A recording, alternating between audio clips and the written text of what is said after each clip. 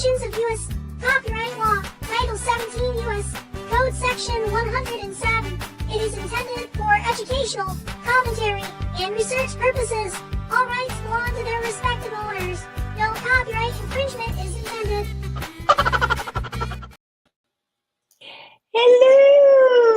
Hello, everybody. Soundtrack, everybody, can you hear me? Anyone out there? Marley, speak to us. Hey, everybody. Can you hear me okay? I can hear you just perfect. Wonderful. And I'm so excited. I was bouncing on my chair. I don't know if you saw me. Yes, I didn't see While you. we were but like I doing was the excited intro. about it. I always do that in the intro every single It's so time. fun. I'm Oh my so God. excited. You guys, we're so excited. We might literally pass out. That is how it's been, Oh my God. So I'm gonna. We got our friends backstage. How you doing first before we bring them up? How you doing, Marley? I am doing so awesome. Actually, it's a beautiful day here in Tennessee. And I got to tell you guys, I have never been so excited for something in my life, I don't think, than what we're doing here today with Sue Walker and Kevin Estrella and the Ponte. So it's going to be a great time, guys. And just welcome. Oh, you're in for a great show. Olivia. We got Chad Olivieros from Italy here. Fappy is back. And Diane Boss, our friend, our little friend. She's a fan. She loves the show. She's part of the fam. I know she is. Net Angel. Samuel, I've never seen you before. You got to subscribe, buddy. Subscribe and stick around because we got some great stuff coming up. Just wait till Sue and Kevin make it up here. We're gonna have some fun. Moonlight. Oh, I love Moonlight. Kevin McDougal.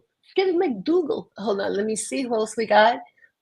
How's the weather up there in Tennessee, my friend, today? It's great right now, but we're headed for a pretty good storm in a little while. So I know, same here. I hope we make it through before that storm kicks in. We're gonna make it through. Okay, good. That's right. We're not hoping, we're saying it will happen. AML, welcome to the show. Welcome in to, by the way, we're Mindforked and Cosmic Carousel. You are in a multi-stream, and today we have the wonderful, the incomparable Sue Walker from Sandia Wisdom, Sandia Mountains. We're going to have all the information for her website.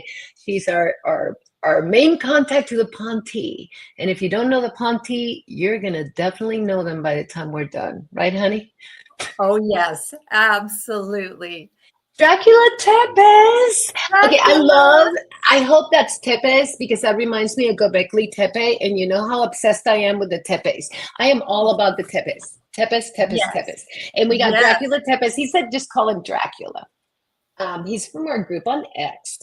Let's see, who else do we have before we bring Hi, Jeanette. Hi, Diane. Jeanette. They're so lovely. So, okay, without further ado, should we bring in our friends? Oh, yeah, absolutely. Yes. Okay, so first of all, I'm going to bring in the man himself, who we will be doing a premiere. It's the world premiere of his new song. And we got some surprises with that as well. And here we go. Kevin Estrella. By the way, Estrella or Estrella? Tell us. Estrella is all good to me. I'm Puerto Rican. So I'm like, when you say Estrella, I think Estrella. It sounds better. Estrella. I like that one. I know. Right. I'm giving Spanish. How you doing, buddy? Where are you right now? Where are you bringing Sue? But where are you right now? I'm in Hamilton, Ontario, Canada. We're all over the place, you guys. We got people from France in the chat, Italy. He's in Ontario. You're in Tennessee. And if you notice behind Kevin, behind his shoulder, the pictures that Sue did of the Ponte. Yes. Tilcom down there. Tilcom. I work for Tilcom, which I do. They got Thera up here, who's that's Thera. Yes, that's Thera. She's the she's the tonal language expertise. And then up here, you'll see this blue person. That is Flaley. So she visited me 3 years ago. She is an Arcturian hybrid. She's an Arcturian's people. She visited me twice. She has cat eyes. Yeah. I am, wow, I can't, wish I could see that one. I'm going to have to pull it up later and bring it up. The Phoenix, how are you? Hello from Iowa. The Phoenix is in the house. So we don't want to leave Sue back there. She's so lonely in the green room. You know, I'm looking at her. She's like, la da da, doing her nails, waiting for us to bring her up. You want to come up, Sue? Yes. And there she is, Sue Walker. I'm here. We made it. Yay! Technology works still. It does Oh. sometimes, but it's going to work today without Today. a glitch. We are not Mhm. going to let the solar storm glitch us yet. Not yet. Not till the show's No, over. we're not. Exactly. No, not after the show's over, whatever happens, we'll report about it. But you know, also AML says hi to you guys. AML. Hey, Angela. So, oh, that's Angela. That's Angela from X. Yeah. Yeah, that's Okay. right. Hi. Nice. Oh my God, I'm so excited. Putting the faces and This is going to the be so names fun. together. Oh It my is. God. This I've been is looking gonna be forward to so this fun. for forever. I mean, forever. This is We're going to be gonna just great. we're gonna get things rolling because we have a little surprise for you guys, and then after that we're gonna get going and get your intro and talk about your background. We have a whole list of questions. Chatters, this is definitely interactive. So if you guys have questions for Sue, Kevin, both the Ponte, just put them out there in caps so I can keep up. Oh my God, look who's here, Marley. Hi, Richard. Richard. How you doing? So good to see you, Richard. Nice. Wow. So good to see everybody. So let's get things rolling. So one of the things that we said we were going to do today, and by the way, the chatters, they don't know what's about to happen. Yeah. The only person that's seen it, and actually you haven't seen the latest because I keep updating stuff. You know how I am. I'm always just updating things. But so today we are going to premiere Kevin's latest song, Dragon's Blood. But what he does not know is that we're going to premiere it in a very special way. For the people that are familiar with my channel, you might know about my MFTV music videos. So I have a whole collection, and Kevin and Sue are about to join the ranks of, let me see, was it Tesla and Coldplay? Partner those up. Young and the Police. So now it's going to be Kevin and Sue and the Ponte. Wow. So Cool. are you ready? I'm ready. And you I'm ready. promise not to I cry can't again, wait. Marley? I can't promise I won't cry. Every time I watch it, She I cry She because cried. I'm so excited for you and you, Sue and Kevin. I keep crying. Like it makes me emotional thinking how Wow. you guys are going to feel when you see it because it Okay, don't moves oversell me. it now. No. Now, if they don't, what if they don't like it? They're going to love it. Are you I kidding don't me? have to worry. Play. I'm very play. respectful of your Wait. art. Say I'm it. very- Do it. I'm very respectful of your art. So here we go. The world premiere of Dragon's Blood in a Mindfork type of way. That's one small step for man, one giant leap for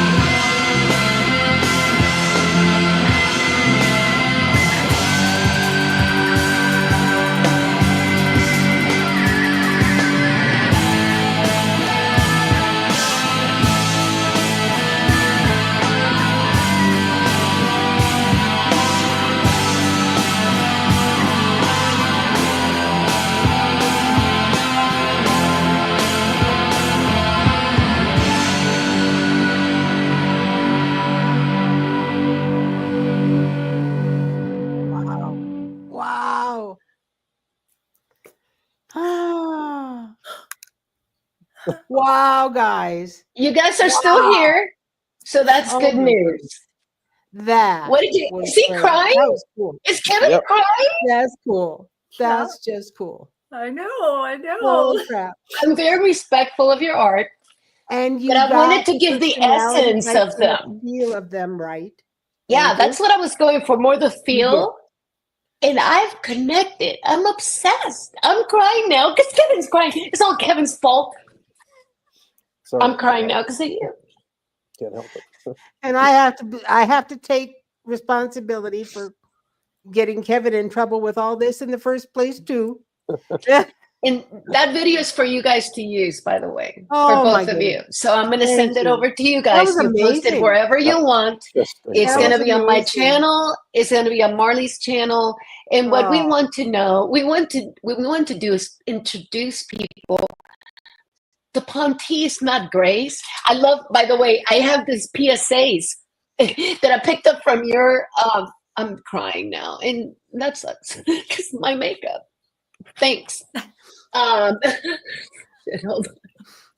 This, please don't call me a gray. I don't call you a pink or a brown. So my point being, I wanted to introduce them in their very unique way. They all have jobs. They're probably better organized than most companies I know. As far as their roles and their specialties, and they all have a purpose. And I'm touched that Kevin. So this is your song. You good? That was Oh, yeah. amazing. Loved. So good. Perfect. Oh my God, perfect. I don't know how you put those images together. How the animations of the Ponte and the dragons coming through. It's just like Oh, that was I wanted excellent. to push the dragons because dragon at first is like scary, but not dragon's blood. Its whole purpose is to be that conduit, right? That opens the portals. And I kept thinking dragons, Ponte. Dragons, Ponte, and I've spent, by the way, I have listened when you edit video, and you know this very well. You listen to something 20,000 times. Your song stuck in my head because all week I've been playing it over and over, looking at the graphics, and I play it again, and I look at the graphics, and I play it again, and I change it. I seen her versions. Marley's like, I'm crying again. The third version, I cried a third time. It's so true. Okay, so Well, I'm gonna compose myself, and Marley, I'll have to thank the Ponte because they're the ones who taught me how to play the way I do. It's all tonal language. That's what it is. Oh, And that's something I want to that's- talk about. Yeah. Yeah, we'll So- talk about that, but That's a big one. tonal language. This is from Tini. Tonal language, harmonic variations on repeating themes is strongly utilized. Repeating phrases in music are like rhyming phrases in spoken language and allow memorization and accurate retelling of the original story. Easier to learn and remember. Besides the intent of emotional sending out beyond the edges of time, your musical story needs an introduction, climax, and an ending resolution. Use this idea of repeated music phrases and themes so clearly that your audience can easily recall it and, quote, hum it all the way home. In your musical writing, set the intent of desire to feel the story within the physical body of your audience by creating a musical phrase they want to repeat and repeat in their thoughts and memories and feel inside themselves spontaneously. I hope this concept is clear to me. That's from Tani. That's wild because when Marley and I have been talking, because one of the things that I've been doing is I call the series Rock Stars and UFOs. And some of what I keep finding is the inspiration for so many of the songs that we think that are trivial. It actually comes from like a place. They all say the same thing. This came to me out of nowhere. Mhm.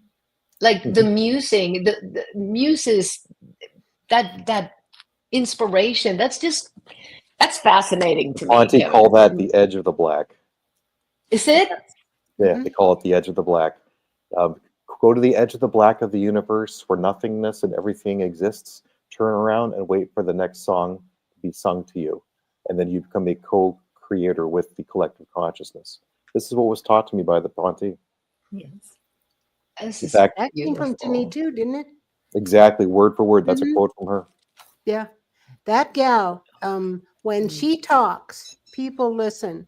She's the oldest female among the Sandia Mountain Ponte staff. And she's younger than Tilcom, but not as old as Dell. So Dell is oldest, Tilcom is second.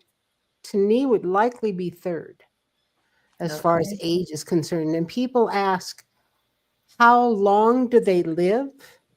400 years on average, 450 years with good health.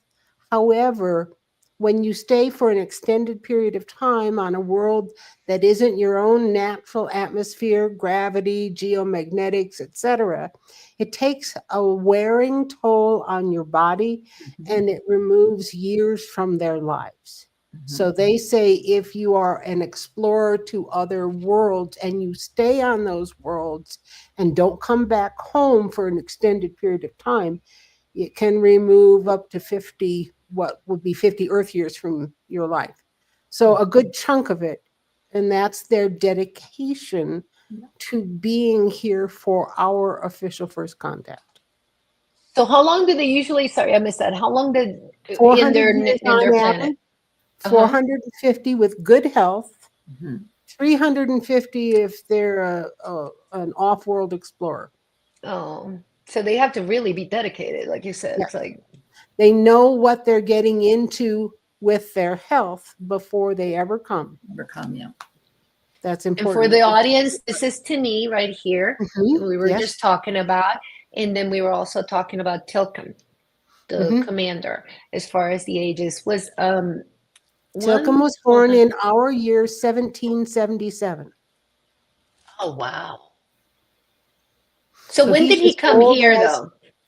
He did not arrive at the moon base until 1990. He spent 4 years there prepping to be the manager for this information station, came here in 94, and immediately brought Drudy and Radar. Oh, Immediately. okay. Those are the first two choices, other than Tani he already knew. And Dell he met through his comings and goings, because Dell runs the hangar bay and takes care of all the craft. Here's Dell, and Dell is also older. He is an the older oldest. member of the clan. He's the oldest. He's the oldest, and he's been at the Sandia station the longest. My guess is probably since the 1940s or 50s. Wow. That would be my guess. And he can also Long time. he can speak like us too. Yes. His favorite He's- word really? is Zamboni. He's worked his vocal. Zamboni? They have vocal cords. They're just an unused muscle. And so they can That make makes the sense, sound, actually. be practiced enough to speak. Dell undertook that practice, and he's one of the few that can sneak up behind somebody and yell in their ear, and they're just totally shocked. Oh wow. Oh, and he has. So you've met all of them. No, I see. I have not Okay. met, of all of the members of the Sandia Mountain crew that are at this facility, between the trainees and the regular staff combined, they can reach above 200, even up to 250 staff members. Most of the time, it's not that many. However, there are tunnels and branch and feeder tunnels off of the Sandia Mountain that are extra living quarters. It's a space that's the environment can be controlled in, not only for the Ponte Star Nation, but for other star nations. And so they have the facility to house more. It's a very large underground networked tunnel system here in New Mexico, but most of it was left over either from the last age of man, who originated the tunnels, or, and that was more like 30 plus thousand, 35,000 years ago, something I like think that. they said that it could possibly be 50,000. It could be, yes. Wow.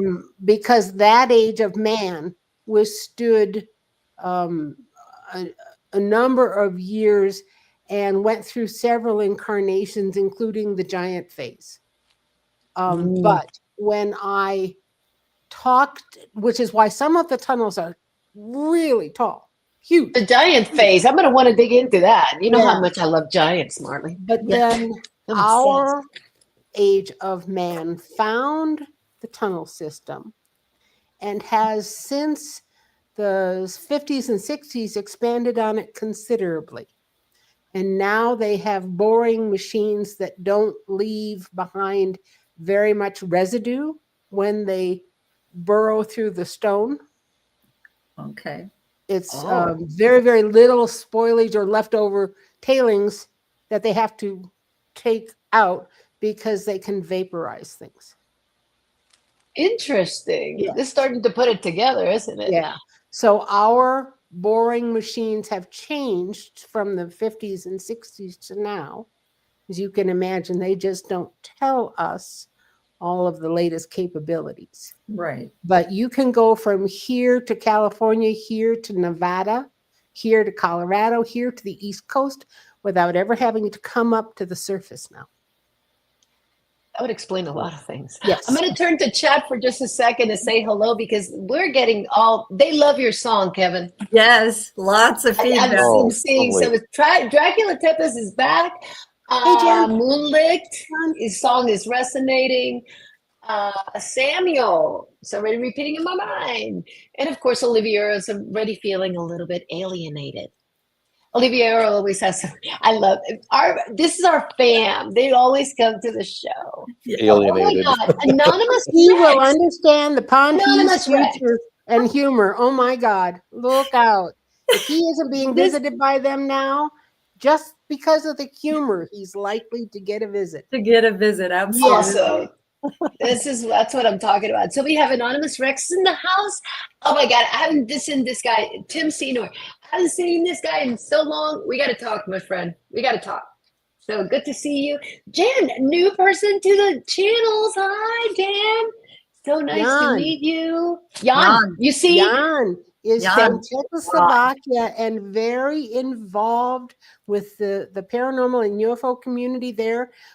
They've had huge conferences that Otter and I have attended virtually. And then Hey, Jan. they are amongst all of the nations in that part of the world, probably the most progressive that I am aware of, with the public and the layperson being very interested in what's going on and keeping up with the latest UFO stuff.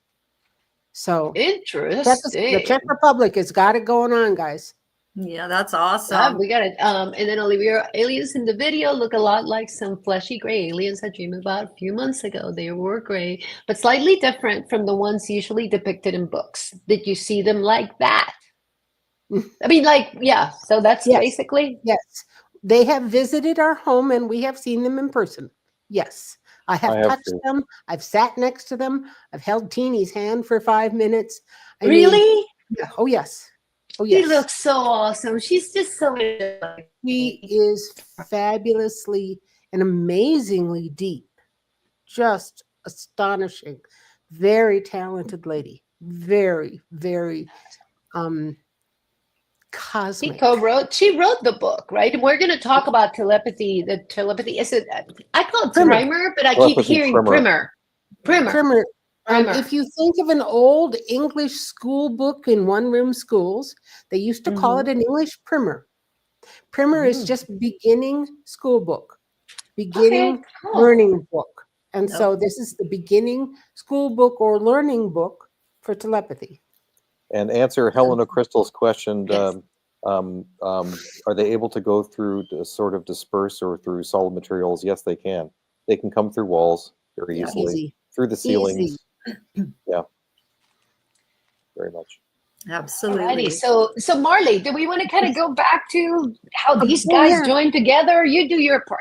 I'm going to chat. Actually, what I would actually love to start with just briefly is Kevin's song, if we could.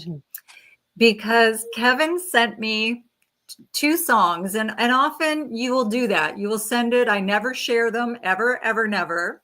I asked Kevin when I heard both songs, can we please use one of them to put out for you when we do this interview? So Kevin, obviously, he said, absolutely, pick which one, whichever one you want. Well, I'm like, Dragon's Blood.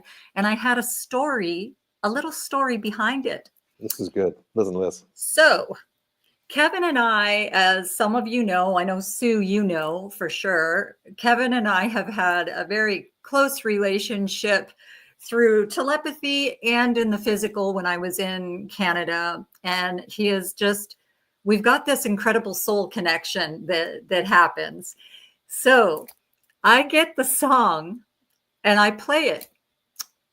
And as soon as I started and I heard the first few notes, I was just like, you've got to be kidding.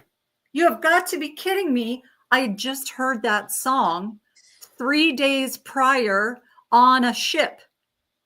On a ship, there was a huge crystal in the ship. Somebody bootlegged my song. Yeah. And it was like, I knew.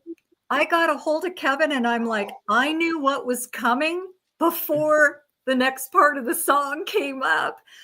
And I'm like, we were grooving to that on a ship and the music was blaring and everybody was partying with this song. So I knew it. And it was so clear to me, oh my gosh, this is the same song they were playing on the ship the other night.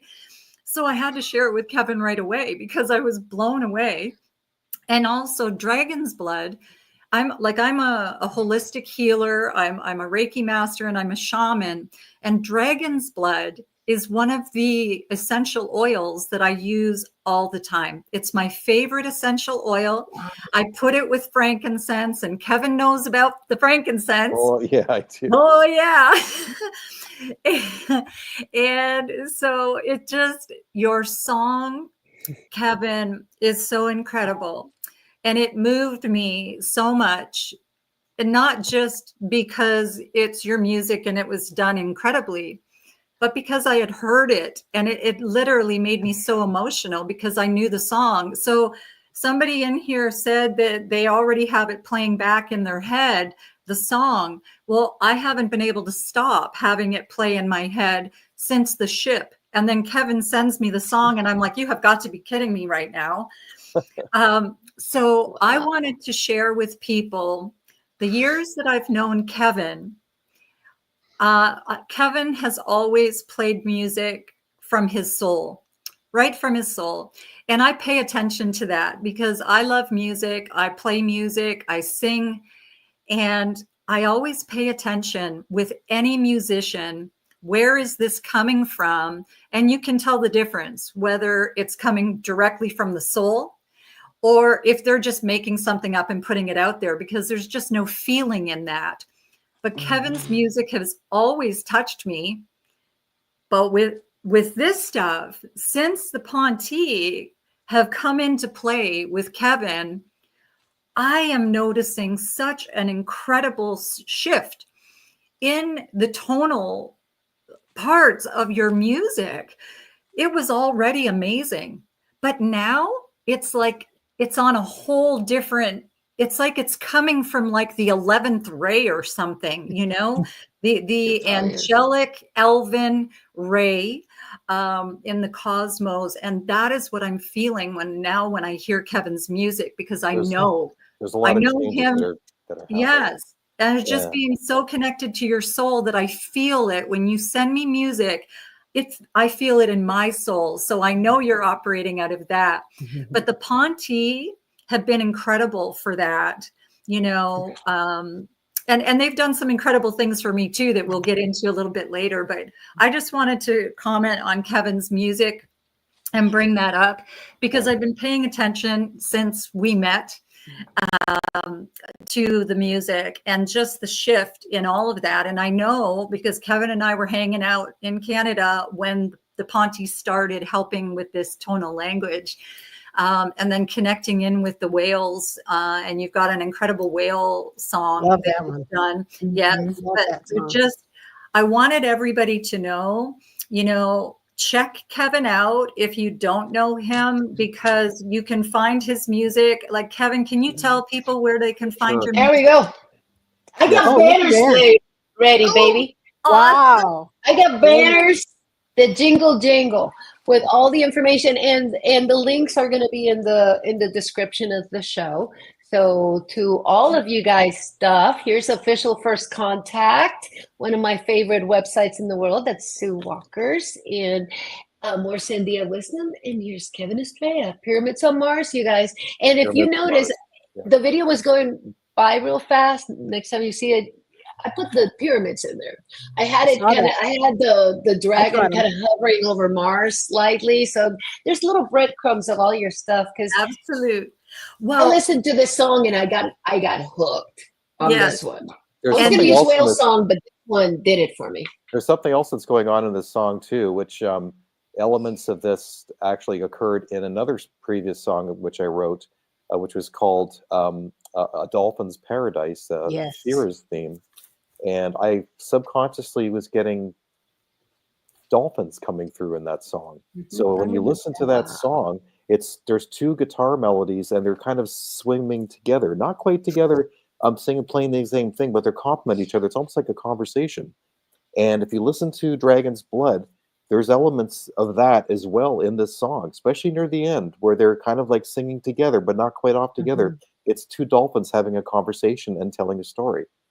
Okay, that's a trip. I've heard the song 20,000 times probably by now. You have to listen to it again. That is so cool. I'm about to go. I mean, and every time I listen to it, I catch something like there's some turns that it takes that I'm like, oh, this has to be a dragon and this has to be flying. And it just felt like I was going for a ride, you know. Well, Here's a Feeding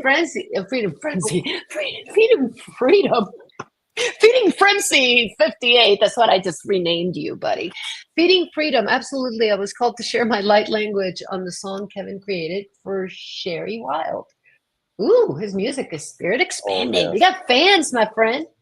Yes. And I wanted to ask you, Kevin, did you notice at the end of the video who hopped on top of the dragon? Oh, I missed that. Gerudy. Hold on. I'm not playing the whole thing. I'm going here. Oh, yes. Oh my God. That's Gerudy. Catches a ride on the dragon on the way out. You're gonna make me cry again. My Lord, that's wonderful. I requested it. I that was her idea. She's like, can you put, okay, so check this out. So I'm like sitting there. I got all this graphics to do. And she's like, is there any way you can put Gerudy to jump on the dragon? I'm like, my God in heaven, girl. Okay. I'm not Spielberg. Apparently you are. But yes, we have to put it. That was a call out to you. That was a nod to you. Yes. Wow. Well, your art, Kevin, and we love your music. We absolutely love it, and I mean, you can tell by the video. It's like it just took me to places. Woo. And Kevin has a special relationship with Gerudy, and you know, I thought, who better with her beautiful blue scarf to hop on top of that dragon and fly off at the end of the video. And I'm like, I really want to do this. You know, can you do this for them? Because it just, I know that they're going to just be blown away by beautiful. Yeah, isn't it awesome? I'm so glad. I'm so glad. Details are just incredible. I'm incredible. glad. I'm so happy. I knew you guys. I'm so pleased. I'm like, but I mean, art is art, and art is very personal. So I did want to be very careful because AI tends to turn all the grays gray. It's like it goes to, if you say alien or you say Pontian, in this case, it knew exactly what I was talking about. It's still like the face, it wasn't distinct enough. So I just kept playing with it. And it's like, I'm like, I gotta capture the eyes, Sue. The eyes. The art you captured in the eyes. Yeah. Behind me, you see some of my Ponti artwork. It's too small to see, but I can turn around my computer and show you what's on my easel right now. Some of it is art that no one has seen. So let me see if I can show you. Sneak peek, you guys. Yes. Oh my God. Her studio is amazing. They're gorgeous. I'll be there in 4 weeks. Sue. Oh my God, I'm so jealous. And Marley and I were like, we have to go to Sandia. Yeah. I don't know if you can see Rasta Squatch at the bottom. Yes, absolutely. Oh my God, yes. And we're going to be talking Sasquatch we have a lot of Bigfoot fans.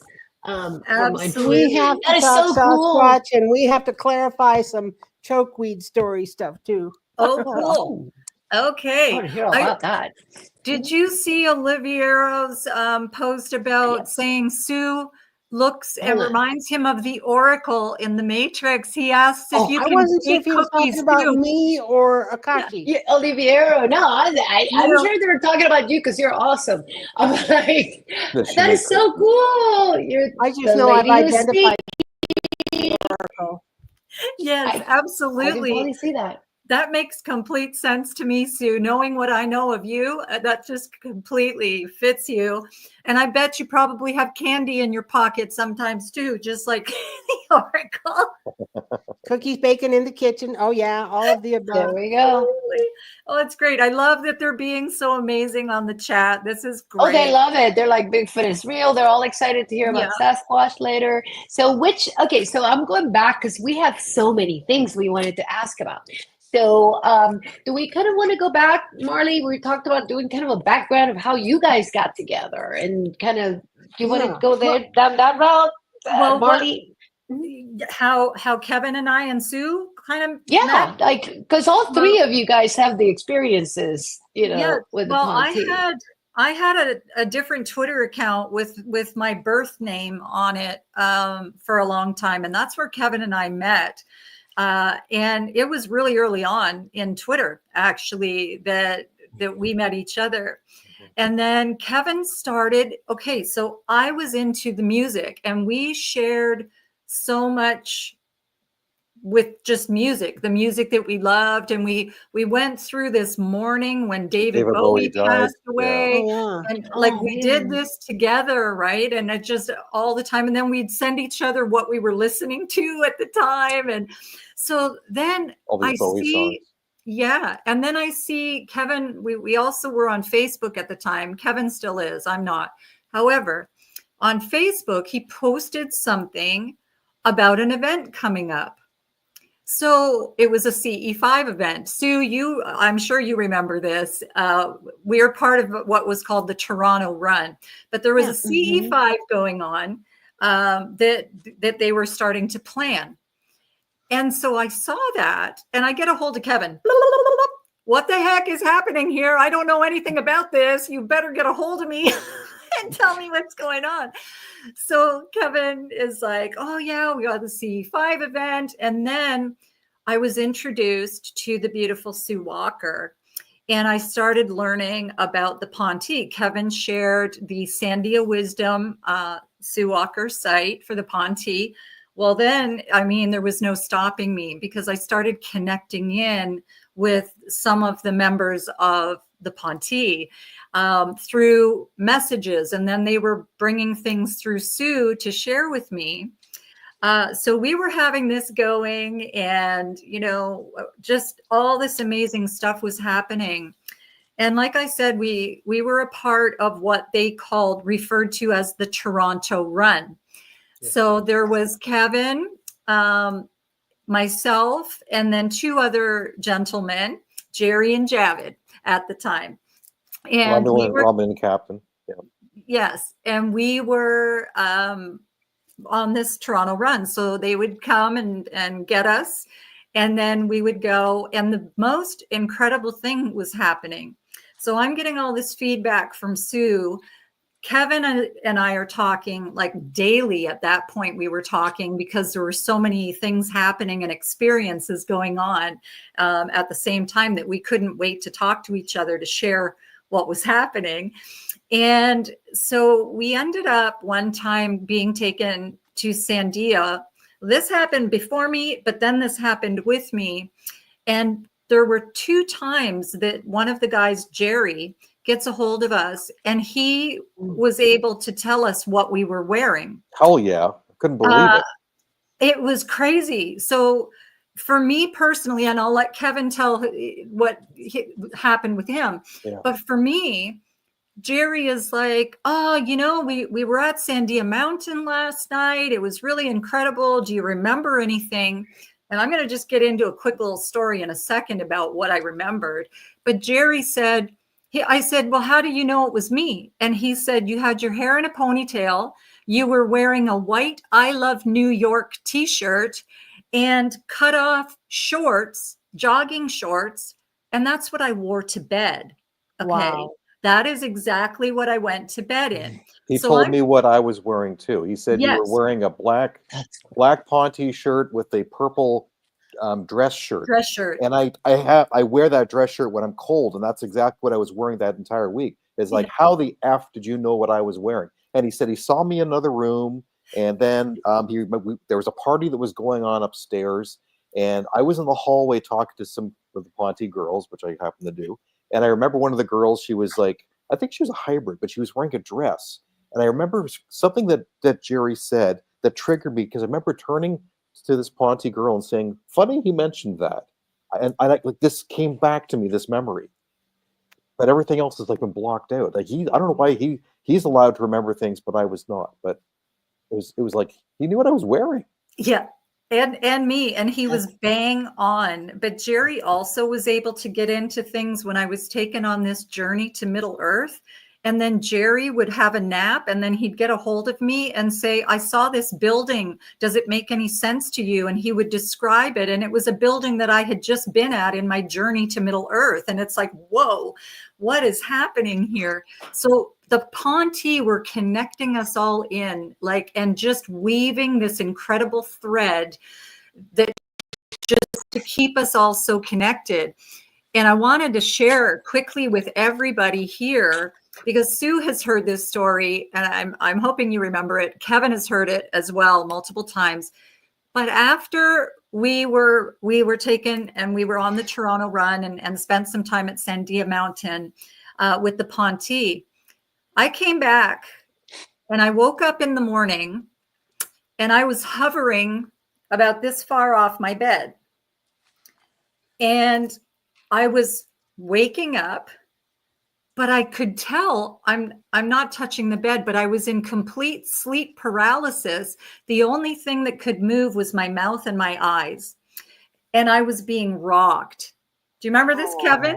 Yeah, I remember you telling me about this. So I was being rocked. And then because I could only move my mouth and my eyes, all of a sudden I said, oh my gosh, this is so loving and so beautiful. Thank you. And the rocking stopped, right? Because who was rocking me was Trudy. I know that now. Wow. But the thing is when it was happening, I was so grateful because I had been going through cancer at the time. Oh my. And so I have this really beautiful mother-like feeling. And then as soon as the rocking stopped, I said, please don't stop. I need you so much right now. I just am feeling your love. The rocking then continued for 43 minutes. Wow. I was being rocked until, the sleep paralysis kind of wore off. And it was such a beautiful, beautiful experience. Isn't it beautiful? Mhm. So, and I have lots of experiences with Radar as well, because Radar, he always comes in. He's so funny. Oh my gosh, he is so funny. He is the one, guys, who gave me the name Dr. Marley Doolittle because of, do you remember that, Sue? This was years ago. Tell the story.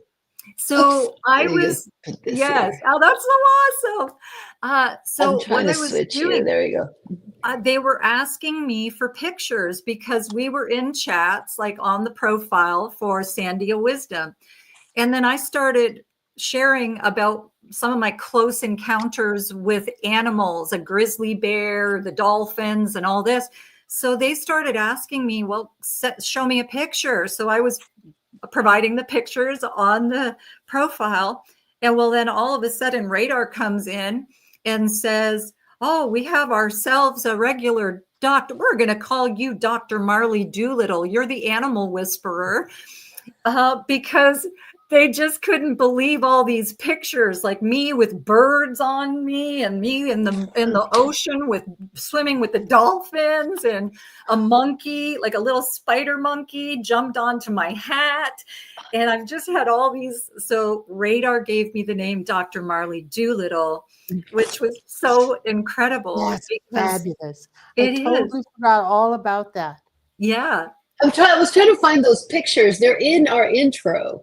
I embed them in there, and I forgot to put them in the stream. Okay. But it's like you got monkeys, and you started sending me all these pictures. I'm like, my goodness, girl! It's like you got a definite connection with animals. Hold on, we got Yes. a question from Diane. Has any of them told you if they're going to come to Earth to meet all of us?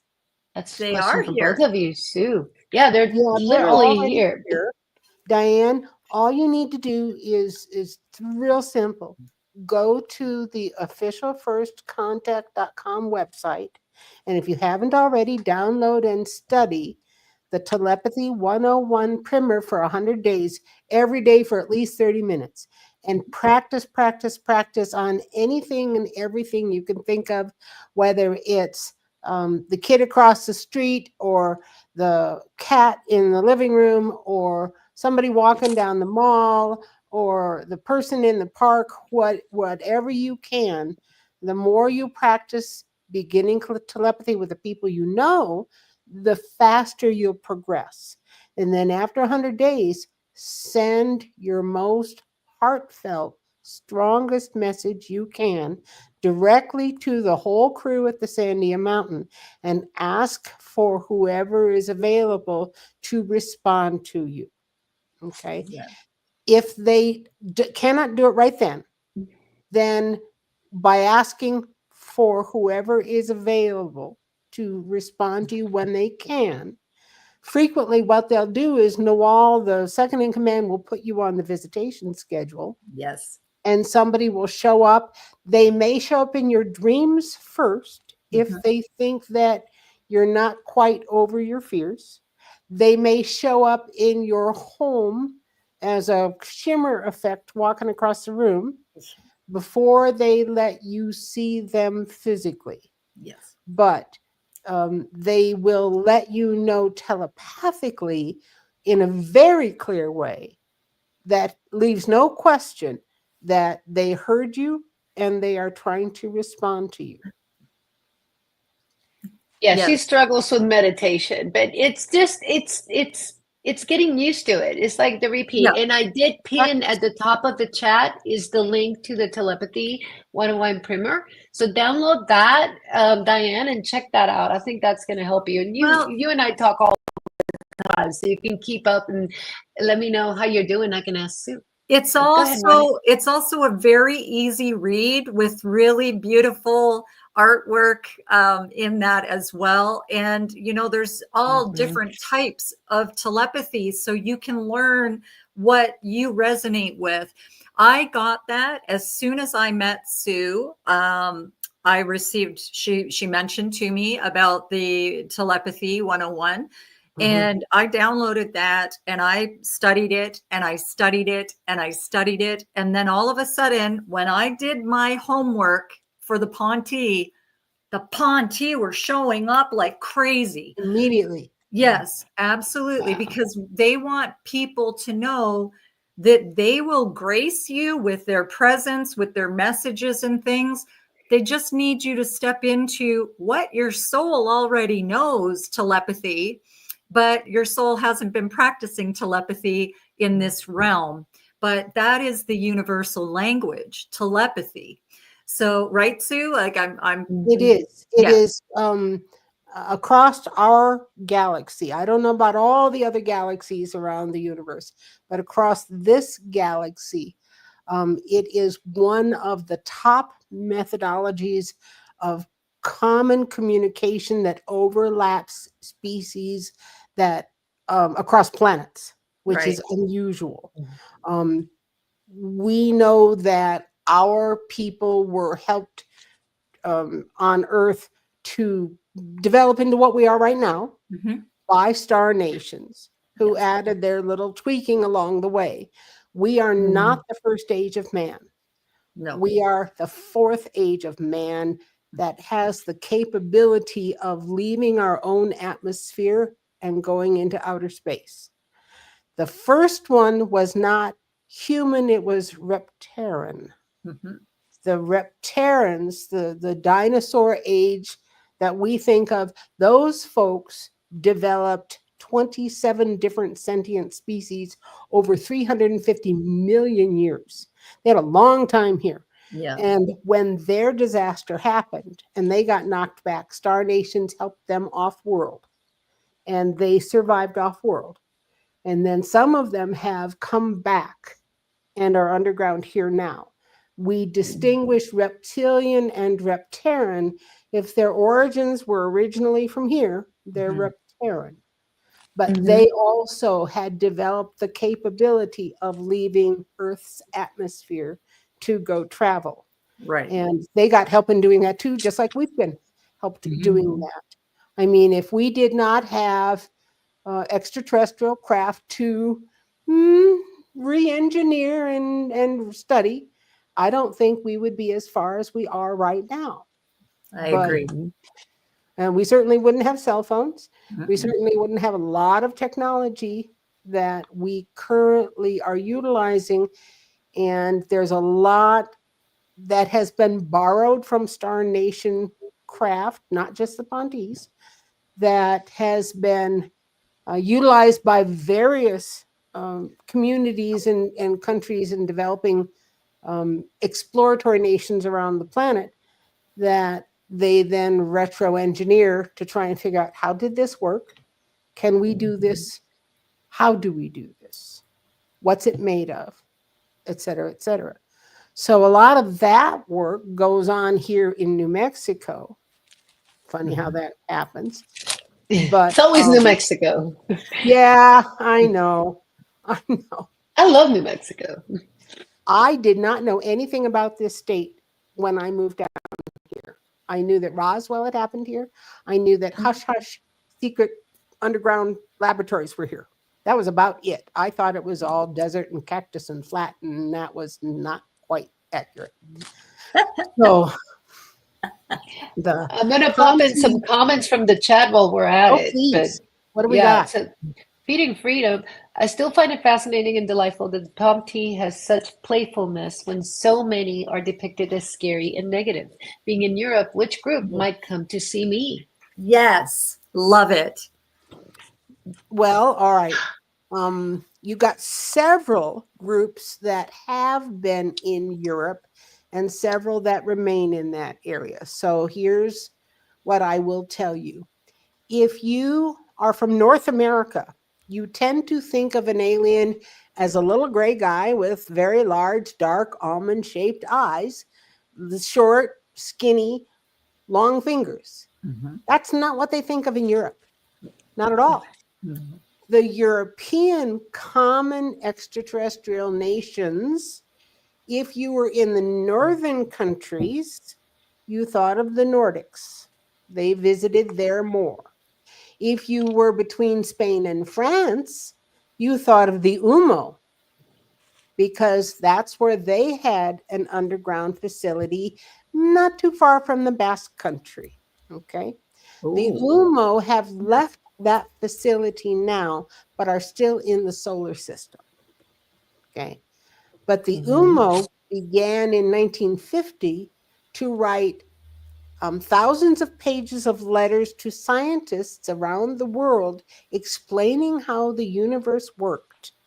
And these scientists, they handpicked from different countries. And these guys didn't know that it wasn't just them, the one person that was receiving these letters. They didn't know that multiple scientists across multiple disciplines were getting letters from the UMO until they met at conferences and started comparing notes and confessing to one another, I'm getting these strange letters that are very complex. Let me show you. And that's how they found out. Now the UMO papers are combined and translated. You can read them in Spanish, French, and English. The UMO, UMMO, is the name of the Star Nation. And that's what is most well known in the southwestern portion of Europe. If you go over to Czechoslovakia and that area, the UMO didn't have as much jurisdiction over there, but the Ponti did, and had more in common with the people in that area. If you go down into Africa and into the Congo, you got a whole different Star Nation set of folks that are in jurisdiction there. So, and the same if you go to Asia, where the Nagas helped, where the blue-skinned people that built Dwarka helped in India. And so different Star Nations had different jurisdictions already as we as Earth humans were growing in intelligence and learning more. And they all took part in helping us get through and survive natural disasters and rebuilding our cultures again. So the cultural helpers in South America were not the same as the cultural helpers in Tibet, which were not the same as the cultural helpers in the Congo. Right. So each location had different star brothers that they described. And if you go to the Native American folks here in North America, again, you get different descriptions as you visit different tribes here, but there is an overlap. And so what we found out from the Ponti and from our Zuni Native American friends is that the Zuni knew many of those nations and had kept tabs on them historically, and were known to the Star Nations visiting Earth as a friendly place to go visit.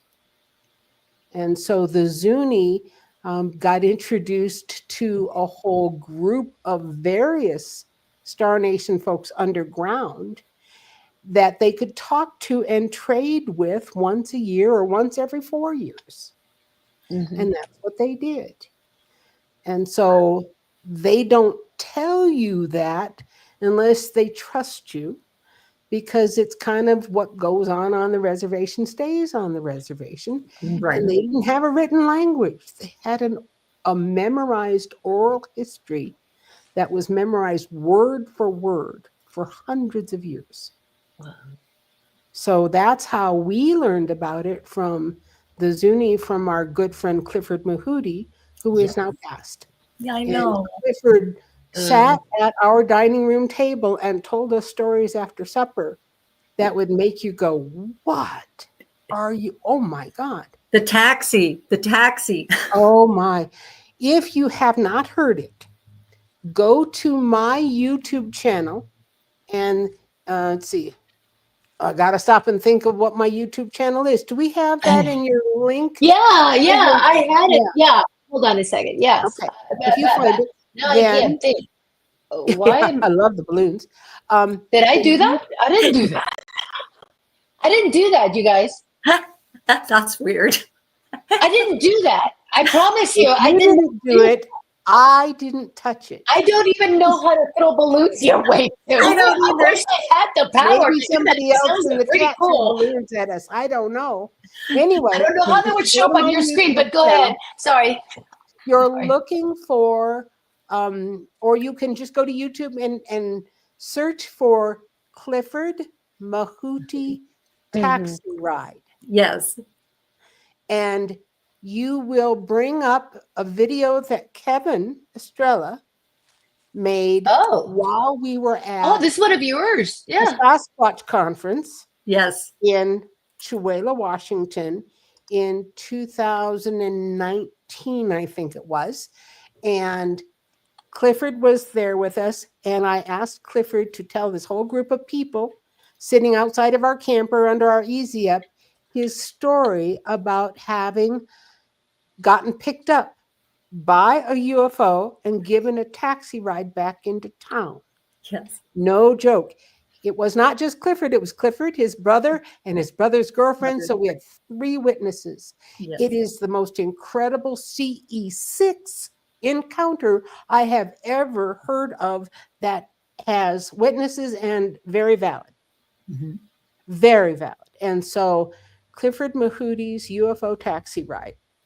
I just Um, put that on the Yep, chat just as put that in the well. search, and you So will that's in the chat. It is now pinned to the top. So go to, so now you got the YouTube, and that is her channel. So please go there and subscribe. Yes. Yes, She's got please. some That'd be really great. good stuff. I got some stuff out of your site. I'm like, oh my God, I love this. I love this channel. I had not really been around, like, I'm like just hooked. It's great stuff. Between that and the website. It's diverse and amazing, but it's all Ponte related in some fashion. Mhm. So when we first got introduced to Teal'c, that was September of 2013. We learned his name in November. And a year later, my computer in late November died the bad death, and I had to go get a new laptop. And so I went down to Best Buy. I got an iPad. I got it home, and I hadn't even gotten it out of the box. And Teal'c pipes up from the Sandia Mountain out of the blue. Sue, I said, hi, yeah, what do you need, Teal'c? Do me a favor. Download Google Earth. I want to show you something. What? He'd never made any kind of a request like that, ever. And I went, I don't even have this open and out of the box and charged up. What do you mean? But I did. I followed. I knew that there had to be a reason. So the first thing I did on my new laptop was download Google Earth. I'd never seen the program before, ever. So I brought it up. I opened it up, and I did what everybody does. I wanted to see where I lived first. So I typed in Albuquerque, New Mexico, and was looking at this satellite view and going, why did he want me to do this? And he piped up again. And he said, turn it upside down. What? I said, turn it upside down. He said, turn it upside down. You always look at it with north at the top of the page. Turn it upside down. Then he went silent again. And I went, what in the heck is going on here? But I figured out that you could spin north to south and south to north on Google Earth. So I grabbed north and I put it at the bottom of the page, and south was at the top. And I'm staring at this page going, why did he ask me to do this? I mean, I understand that north and south are kind of arbitrary orientation things for us, for our maps, but why? Why? And so I'm looking at the whole Sandia Mountain, Albuquerque area, and just south of the Sandia Mountain, at the southern end of Albuquerque, is the Manzano Mountain base. And I look on the east side of the beginning of the Manzanos, and there's a face there. And I went, what's that?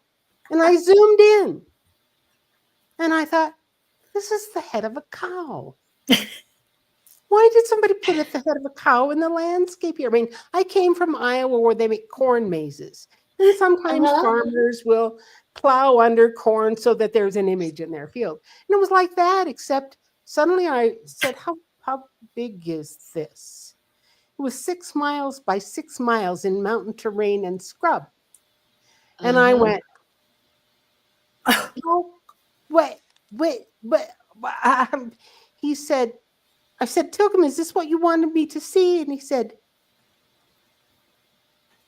if you can find the eye, you can find the face. It will always be in perfect proportion. I said, are there more? He said, there are hundreds of thousands, if not millions of more images in your landscape. And I went, if you can find the eye, you can find the face.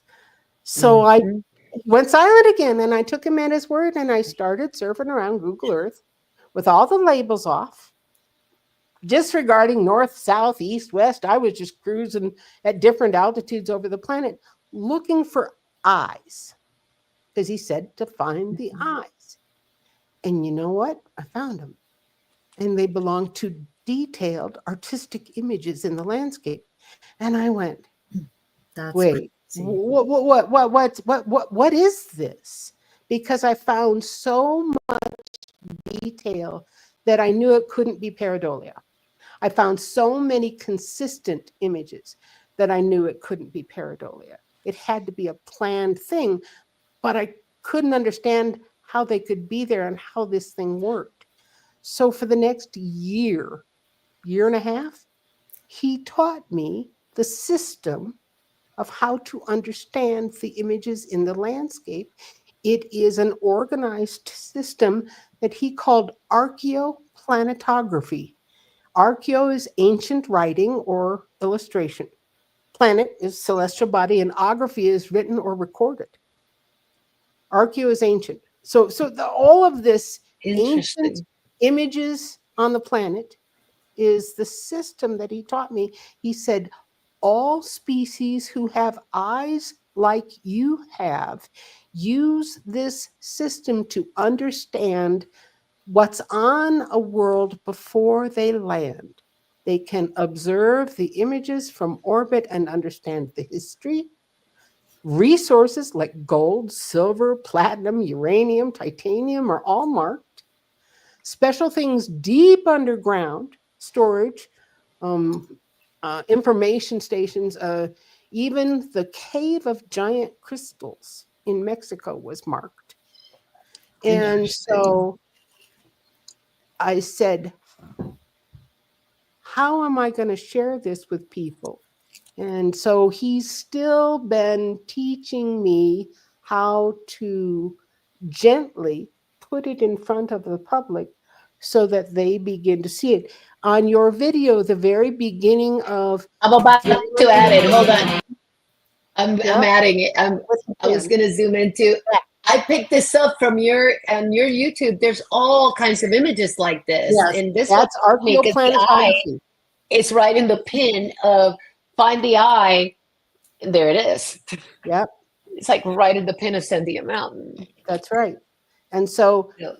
the system is, if something is being pointed at, it is very, very important.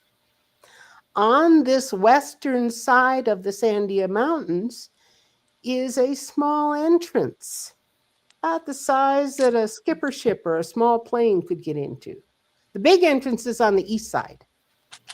But we were taught by Clifford Mahudi that the native Pueblo peoples here in New Mexico all knew that there were extraterrestrials under the Sandia Mountain. We didn't know, but what goes on the reservation stays. And so we didn't find out until somebody from the reservation let us know.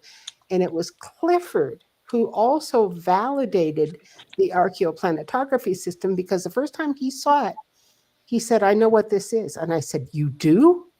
He said, yes, it's talked about in ancient Zuni.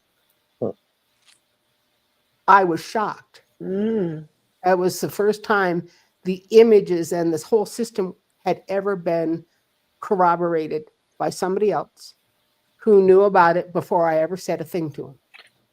So archaeoplanetography, if you see map images and outlines, or APG is the short. If you see something that's a movie, it's APG. What you're going to see is some archaeoplanetography stuff. So I'm gonna have to look into that, because and funny that Helen went there, because one of the first things that I thought of, I'm like, okay, so what's the relationship with the Nazca lines? Are they, what do they think of that?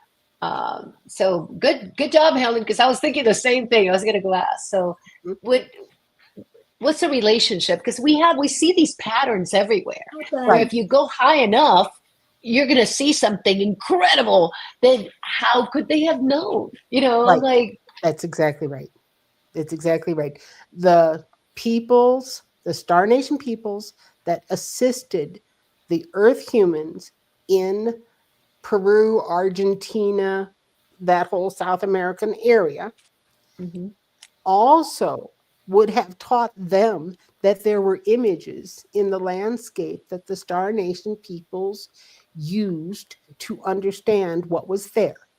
Right. And so what did the people there do? They drew familiar animals to share with the Star Nation people, so that the Star Nation people would know that they were friendly and know how to navigate. I mean, it's just It's an Earth version of the same kind of idea.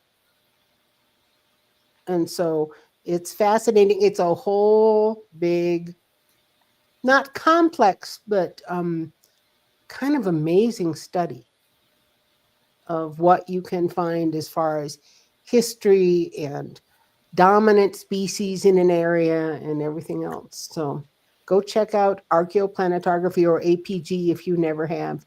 And APG. don't think pareidolia, think intended designed system, because peoples, Star Nation peoples and us, those who have eyes that recognize faces, that's what the whole APG system was designed around, so that you would be able to put it together and recognize it, because innately you have that skill. So it was a system designed for everybody who could innately hold together a face as an infant. That's just part and parcel of why it was designed the way it was. And it will be extremely useful when we become a starfaring nation. Yes. Where Star Trek will be our future, working side by side with other star nations to study plans before we even land on it, to know what to expect. Well, and we can go to another world and see its history and who occupies it now and who's occupied it in the past, so that we don't walk into somebody's front door and announce ourselves like we're the first explorers there. No. So it does humble you. I will tell you that. It does humble Humans you. love to say that they're the first ones that saw something. Just because they saw something doesn't mean that that's when it was created. Just because you move into a house doesn't mean it was just built yesterday. That just means when you moved into it. It's like, Right. Well, that's what happens. Places. That's the ego mind. When the ego mind steps in, right? It's like, oh, me first. I was there first. I did it first. Well, I was the one who planted a flag, so the land belongs to me. I discovered America.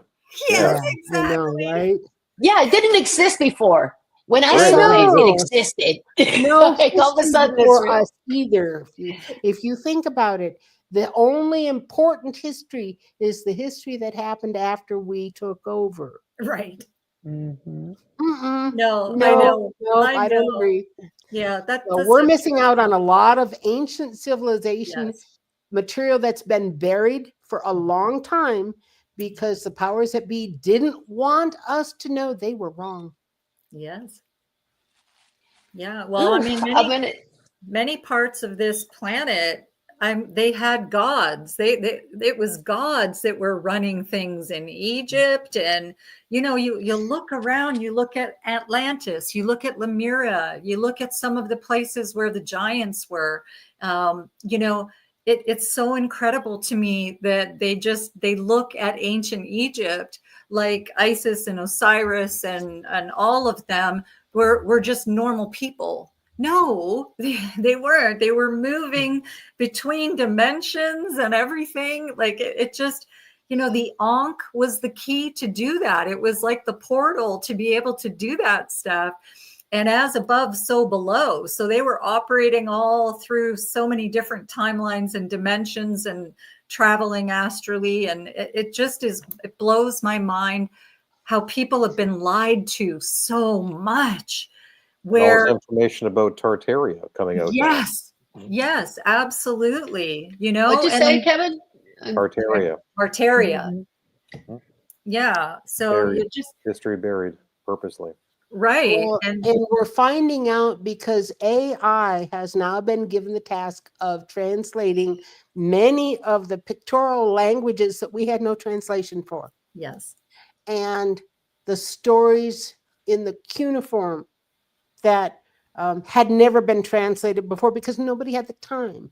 But AI can compare phrases used in different eras and time frames and locations and come up with a more accurate translation than any one single human translator can. So we are learning that not only Tartaria, but other civilizations that were advanced were ongoing before what we knew of in Sumeria, even. Sumeria was not the first. Many of those places already had astronomy, astrology, a knowledge. That's one thing that AI found, is there was a knowledge of constellations well beyond what we know now. Yes. Yeah. Oh And yeah, so- they were master, you know, they knew so much. And every time I asked like somebody from now, it's like, well, you know, they couldn't know that because they didn't have the tools. Again, it's like short-sighted. It's like, I need a telescope. No, Yeah. maybe there's other ways that they knew. I'm like, Somebody there's came other down and methods. told Just them. because we didn't know doesn't mean that no one else knew. So They had I teachers. want to pop out some messages. You guys Yeah, have what do we fired got? up that chat because they have questions. And of course, you said AI, and we're going to pivot to that because we do have some questions regarding like, what do the Ponti think about AI? You know, in the future when we're going there. But hold on. So Samuel, I know APG is They've warned fascinating, about and I know They have I warned want to us. talk about that because Marley and I talked about aerial school and the warnings that ET, you know, whoever that was, gave to the children back in the 80s. So, Samuel, APG is fascinating and interesting to learn. What does Tilcom hope with teaching us, our community, APG? Where is it supposed to go next?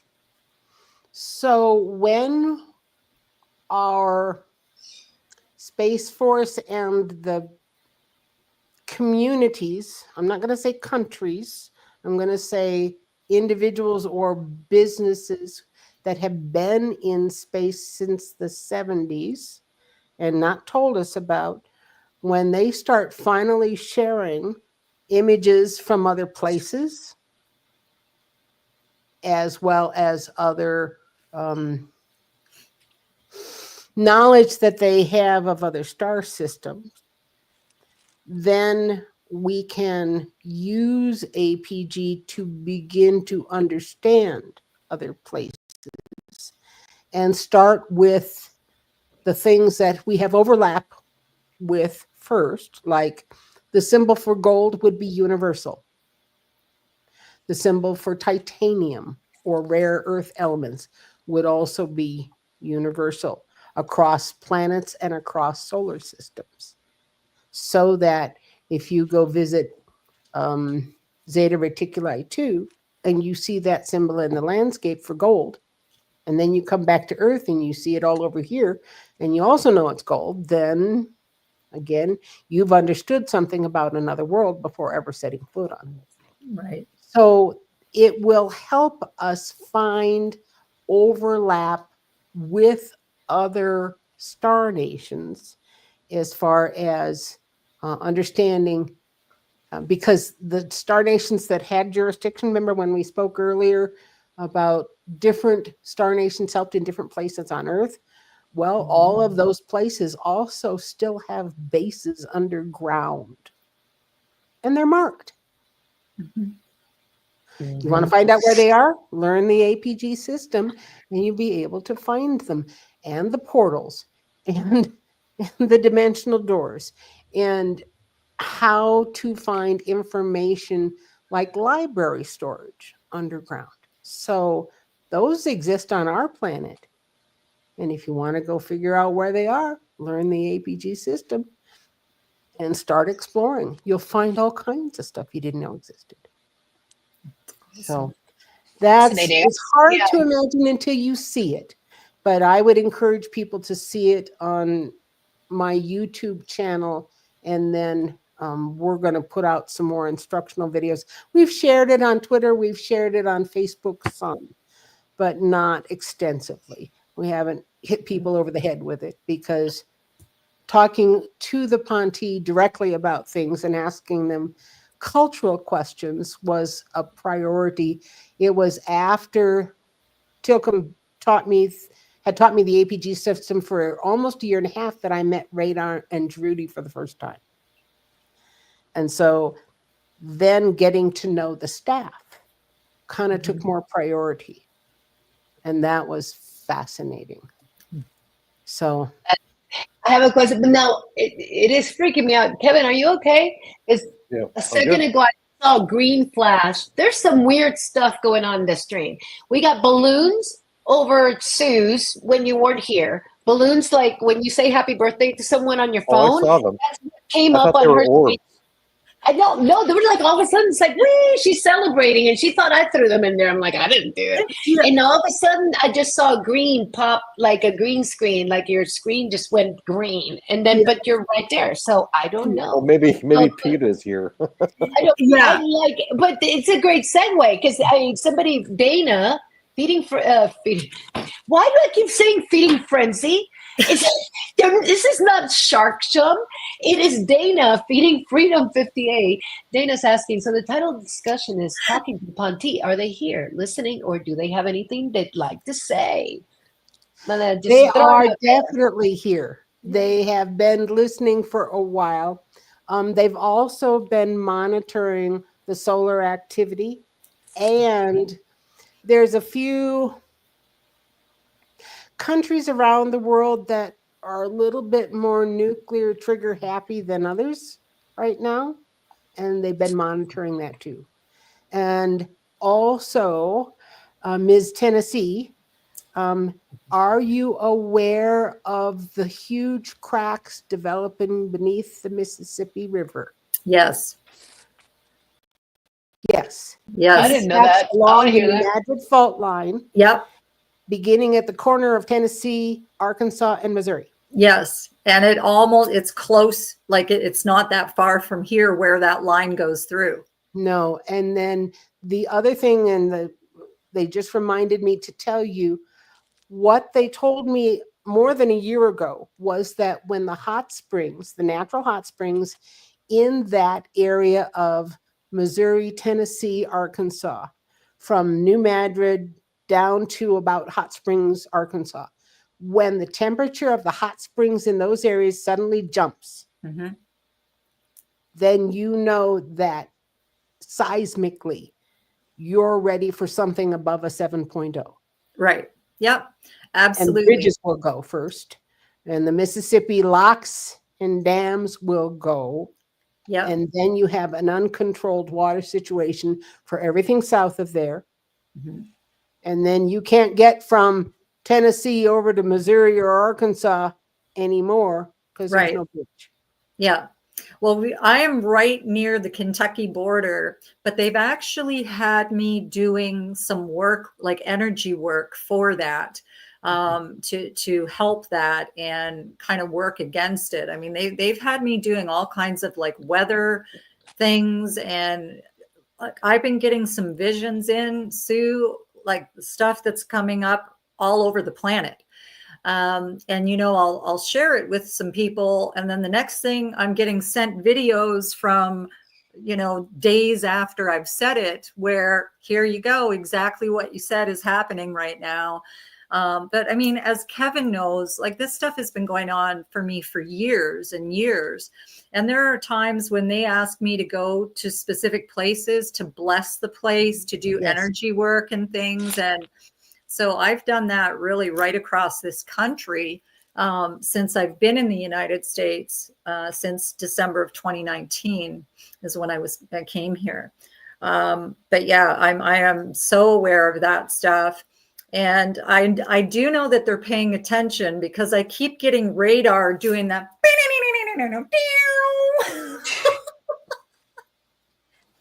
Radar's a trip, you guys. For everybody in chat that does Radar not is know a Radar, huge he's trip. cool. He was the first sense of humor that we really got to know well. Tilcom was fairly dry. Trudy was gracious but not funny. Radar is hilarious. He is. And he and his cronies like to pull long-term pranks on people. I Yes. mean, that's their thing. They did that to And me double and last triple year entendres. Oh yeah, Kevin's been in the subject. in the camper. Oh yeah. And so the sense of humor is the thing that first we didn't expect it, Yes. but once we heard it several times and got used to it, it was game on. Yes, And absolutely. we dished it out as much as we could so that they would dish it back. Yes, and they do. They do. That's awesome. I absolutely love it. I I'd like would love Kevin has I'd like had to tell a story. Oh, Yeah, Kevin, please. I want to You hear gotta- you tell Story the time with story Kevin. about the tea party and the Oh, by the way, that's where this came from. Hold on. Yes. This overlay was because I she wonder said, what okay, they you have to do, okay, this is another one of Marley's requests, right? Hey, can you put you ready to fly on the dragon and flies away and waves? You know, she like, you know, thinks I can do anything. And then she's like, can you put us at a tea party and we're all partying together and put our faces in there if that's okay.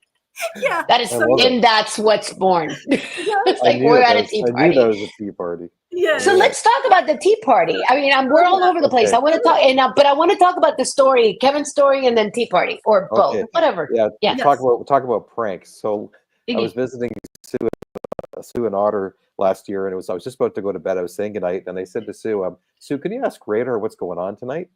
And then she goes, hey, Radar. He says, prepare to be boarded. And I said, all right, matey. And so I go back to the camper because that's where I sleep, right? And I was trying to get back to sleep, and I was just in that alpha theta state. You're not awake, you're not asleep. And then all of a sudden I hear running through the camper, and boom, I was tackled by 3 Ponty, Radar, and 2 trainees. They tackled, like they did a football tackle, and they knocked me. I was on my back. They knocked me over and on my stomach on the other side of the camper. They totally tackled me. And then I wake up, I was like, what the heck just happened? You just got knocked over. They knocked me right over. Yeah, they ran right through the camper, and they just jumped over on top of me and pushed me right over.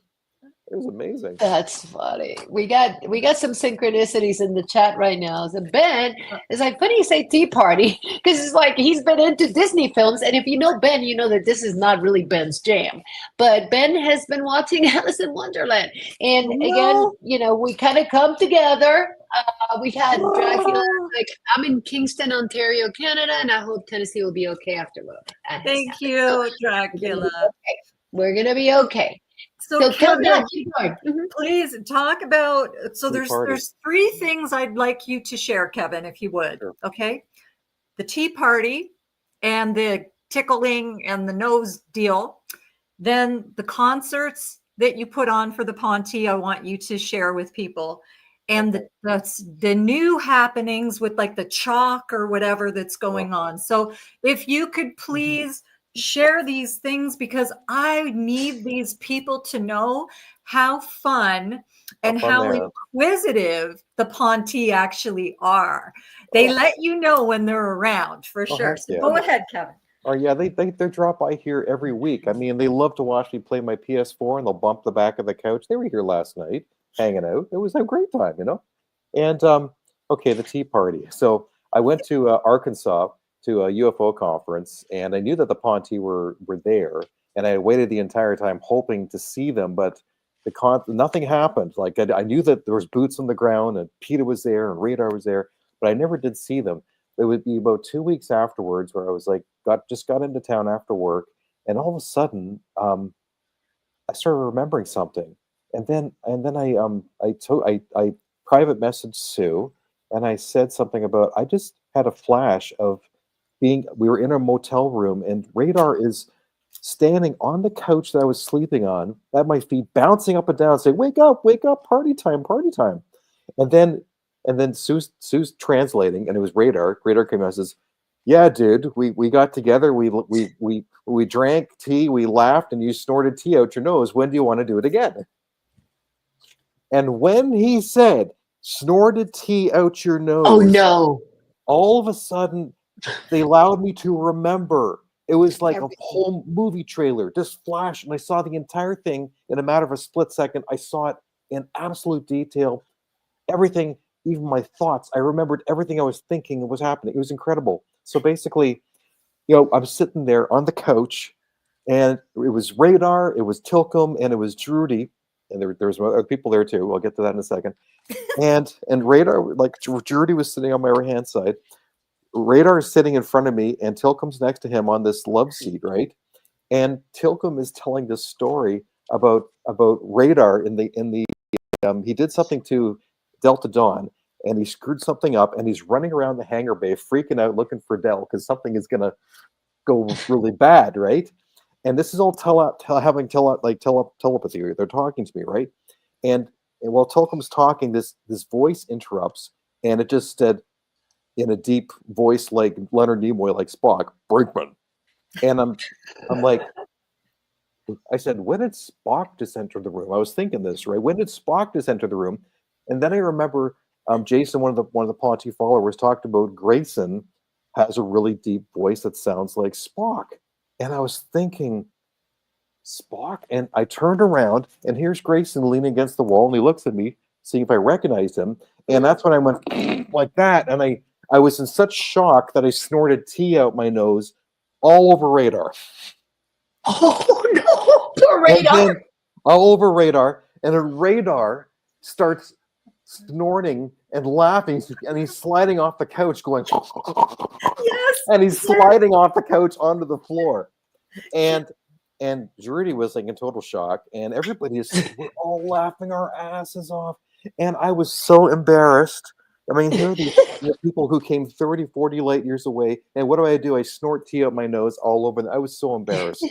And so then I'm sitting there, and then Radar's looking at me, and by this time he put his visors down, so he looks like Spider-Man, and his mouth doesn't move, and he's talking, and he says, "I've never seen one of you do that before. That's so cool. So cool. That's so cool." And everybody just lost it again. We're just laughing our asses off. It's just like, I wasn't expecting him to say that. Okay, that's It's so hilarious. cool. And then The when whole I thing was finally composed hilarious. myself, I'm Oh sitting my here, I'm God. leaning, like, yes, I'm looking at him. I think I can't have him have a laugh. And I said, "Yeah, well, I've never seen an ET snort before, so we're even." And everybody just lost it again. Well, That's true. You don't think about them snorting. and Radar has such a Don't think about hilarious them laugh. laughing or being ticklish. All of Yes. that. It's crazy. And always Radar ends up on the floor, it seems, holding his belly and kicking his legs because he's, just laughing uncontrollably. But yeah, this is one of my very favorite stories for sure. That The is other thing hilarious. The other thing I remember about it though was I remember the feeling because they were sharing with me. They call it a hug of light, and it was like, like when you see the movie E.T. the Extraterrestrial, where his heart glows like light. Mhm. That is what it felt like being with them, and the emotion that we were sharing all together was this feeling of oneness, of family, of friends, of the best part of your life. It was the most incredible experience that I was feeling emotionally from them. I never wanted it to end. It was like being at the best part of your life. I can't explain what it felt like. With the emotions that they share Almost are so overwhelming. complex. Yes. Mhm. So complex Word- and just amazing. Yeah. You just don't have the words. And No. I will tell you that at least a dozen guys, the very first time they ever met Drudy and knew it was her, were so overwhelmed with the love that she just Yes. naturally put out telepathically. They were just speechless. Yes. And that was the first thing when they contacted me and said, "Drudy got a hold of me."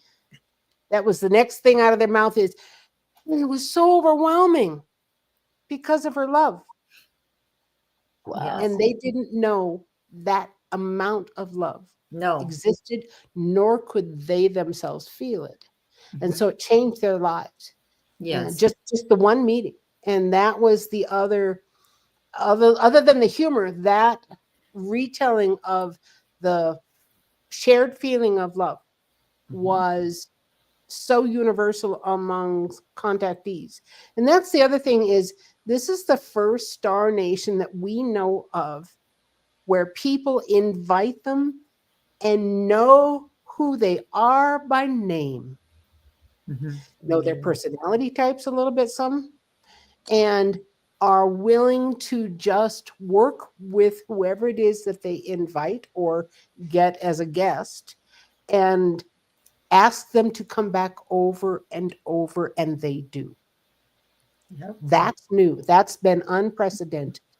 And that's the reason that Otter and I knew that meeting these guys culturally was the most important thing that we could do as translators, was to share that, so that when it came to real official first contact, that it was not just going to be Hollywood, that there was going to be some reality injected into the mix here, because we were able to share what their words were and what their reactions were and what their descriptions are of their own lives. And that was the whole reason. I mean, for the first 2 years, nobody knew Otter or I, because we only shared their words and nothing as translators. And finally, we talked to Tilcom, and so many people had questions that I could answer as a translator who had experience as an Earth human with them.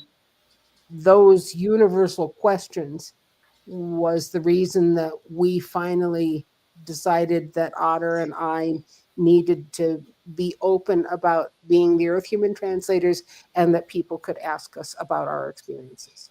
And we've just been honest from day one. Yeah, that's awesome. I love it. And I would just like to respond about the love factor here. And Kevin, you were bringing that up. Sue, you mentioned it.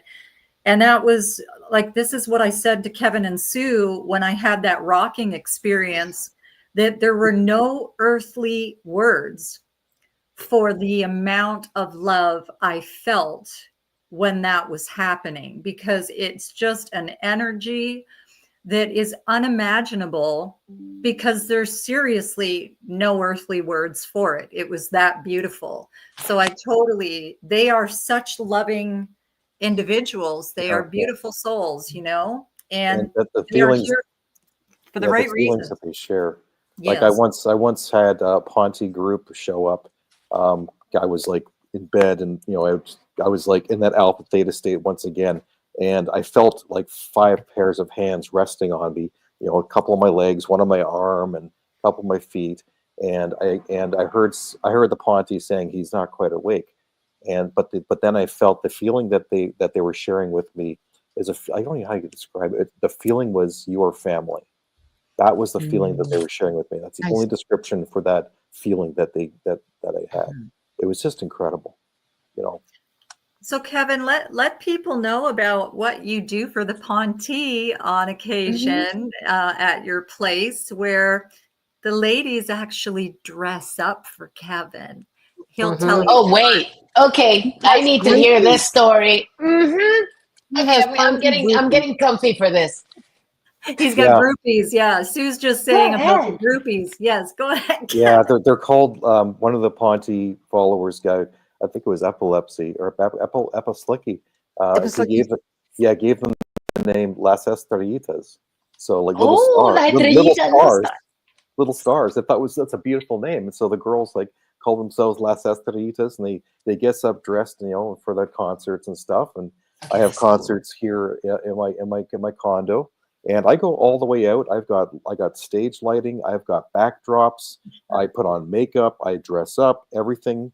And Sue, let them know the next show I have a low fog machine. Oh yeah. The concert's on. The concert is on. Oh, it's gonna be freaking blasting. Low fog machine, man.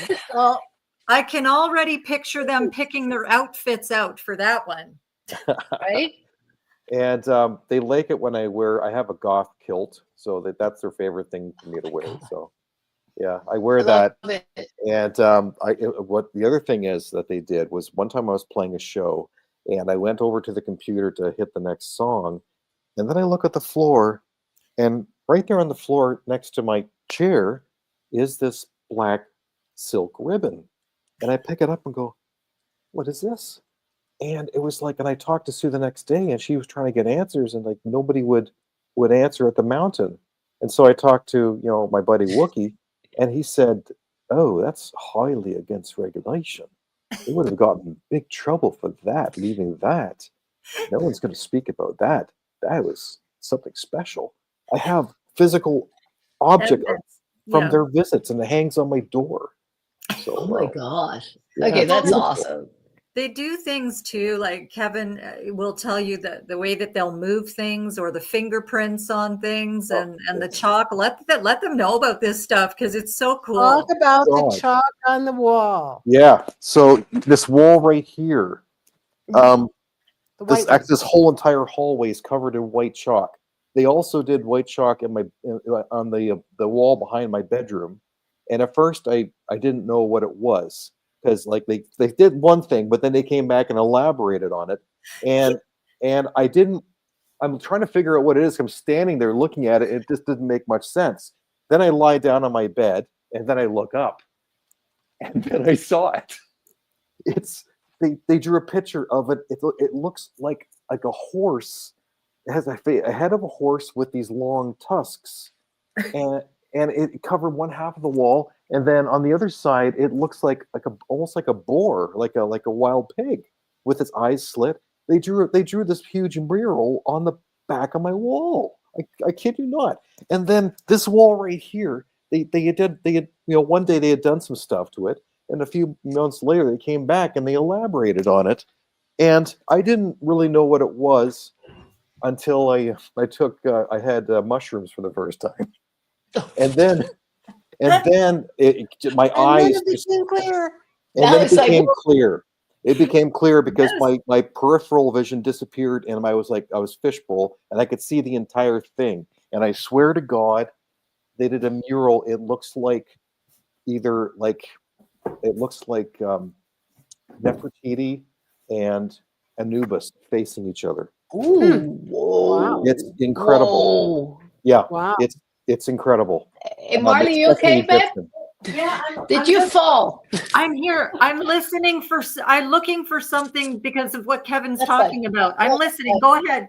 Okay. That is amazing. Mhm. Yeah, and so they've also did some other drawings up here, but down the hallway, just above the bathroom door, was one of the first things that they drew, and I actually have these. They're glyphs, they're symbols. I didn't make them. They're symbols. One looks like an omega sign, and another one almost looks like a Japanese symbol with a whole bunch of other stuff. And I've drawn it out and written it's all written out. I don't know what it means, but they drew this stuff. I'm not making this up. No, you're not. So, yeah. Oh, I want to see that. Yeah, we need to start sharing some of that ongoing because this is cool. Oh yeah, it's show what Sati. There we go. She had drawings as well that showed up on a glass on a made of it was on a windowsill that was On my window, yeah. Wow. And that was left with by the Ponte. And it Okay. was condensation in the winter in Canada on the outside of my window. I kept taking pictures and the picture wouldn't come out. So I took the paper and drew exactly what they put on my bedroom window. So look at that. It's like That's portals. funny. It's Isn't like it? it's transforming. Yeah. I have Amazing. an image that I drew of PETA taking his finger and drawing in the condensation in the window a heart. And Okay. that's Okay, and so I'm bad. I thought PETA was a girl. I missed that. sorry, no, No. PETA is a boy with a I'm gonna butt. have to fix PETA before I give you the video. With Because the PETA butt. shows up as a girl in the video. Oh wow. And this was another one. And they Wow. told me what the crystals are. And they wanted me to make this out of crystals. Oh wow. So the writing is the type of crystals they wanted me to use. So that was Oh the other wow. one. Isn't that incredible? Yeah. Interesting. But yeah, this one, Sue, I'm going to send this to you, Sue, Yeah, do. a copy because I'm hoping that you can translate this for me. I can But ask him. isn't that amazing? That is so cool. I had to share it, Kevin, because you were talking about Yeah. that stuff because I'm glad you did. Yeah. we've both received some pretty cool things from them. So yeah, you talked about the chalk and the concerts. Can you share with people for a minute about the guy you went to school with that showed up in the Mohawk? That's the whole green screen story with PETA when Peter showed up at my apartment. Right. We actually made a cartoon on that with the help of Oh, that's right. Yeah. Jen. So if you go to YouTube and find Close Encounters of the Ponte Kind, we actually made a cartoon of this whole story of the green screen, and then you also have to check out the chokeweed story too, which Sue will get into that one. But anyway, just to quickly tell you what happened. Was my apartment, and it was the first time that the Ponte actually would allow me to be awake when they actually showed up.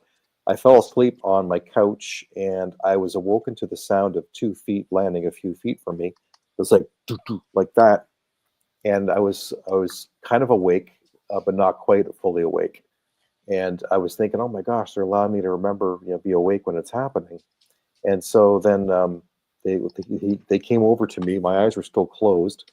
They put their arm underneath my neck and then their other arm under my legs, and just gently lifted me off the couch.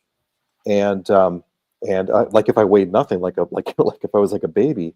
Mhm. And I gave my visitor a telepathic hug of light that they had given me at the Ozarks, and he went, and then he put me down, and then I opened up my eyes, and it was PETA, and he was standing right there. And I was just like, oh my gosh, I'm so glad you're here.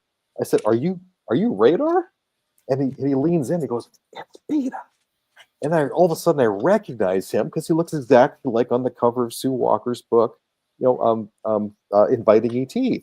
And then he changed himself, and his whole body all of a sudden went like that, and he was now like a stormtrooper, but it was a Halloween costume stormtrooper that my kids had worn about 4 years before. And I was like totally confused because it was like if he was a green screen, he just all of a sudden just changed into this costume, and he even had a head that the stormtrooper head, and then all of a sudden then his head just changed. His body still remained as a stormtrooper, but his head was now a friend of mine that I hadn't seen in high school for about 20 years, Drew Carmichael, but he didn't get him quite right. Because PETA was still bald all the way up to here, like I am, and then he had this kind of strange tuft of hair on the top. And I was kind of like laughing inside, and I said, "You know what? You look just like." And then the next thing I know, I'm opening my eyes and I'm back on the couch. It was like I had this missing time that happened where I'm standing talking to him, and then I'm on the couch again, opening my eyes, and he was gone. It was freaky. It was like missing time. I don't know how that is even possible. Yes. But incredible visitation. It was wild. That is Missing time. amazing. The best definition I've heard is it's like a bad movie edit. Bad movie edits. Exactly what it felt like. Yeah. It was like if somebody hit fast forward on a movie, and you're missing a chapter. Yes. But consciousness, the whole consciousness continues. It's just like a flash, and all of a sudden you're somewhere, a flash, and you're somewhere else.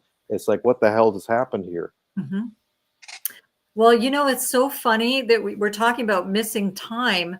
When I was driving from Florida with a friend of mine, Sharon, who lived in California, and I was going to be staying here, I tried to reach out and go and visit you, Sue, when we were coming through New Mexico. Oh, yeah. And that's when we went up Sandia Mountain, and I collected a bunch of rocks from the mountain and stuff. And it was so amazing. I had a great meditation up there and everything.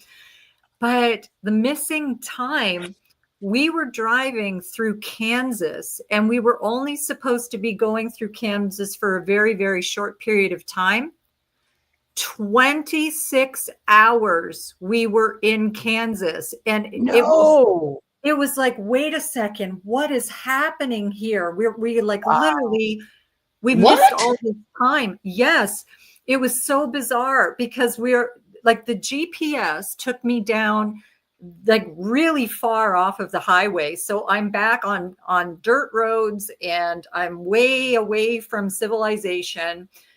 And then all of a sudden, it's like that many hours later that we finally get out of Kansas, but we had no recollection of where did all that time go? Where did all that time go? So it was really, really an incredible thing that happened. I love it. I don't freak out about stuff. Like, I literally am a person that has no fear with anything. So I don't freak out over those things. But it was interesting because that was a case of definite missing time.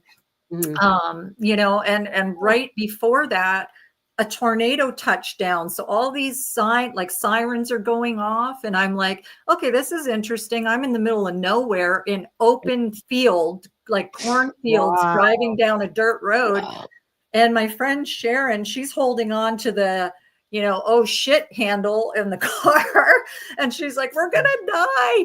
And I'm like, we're not going to Oh die. my God. For goodness sake, stop. And the tornado literally touched down as I'm driving right in the field next to us. And I'm just like, we're going to be just fine. Like, just don't even worry about it. And of course, we were just fine. But that's when all the missing time happened. So it's so cool That's the way they great. do stuff, Wow. you know.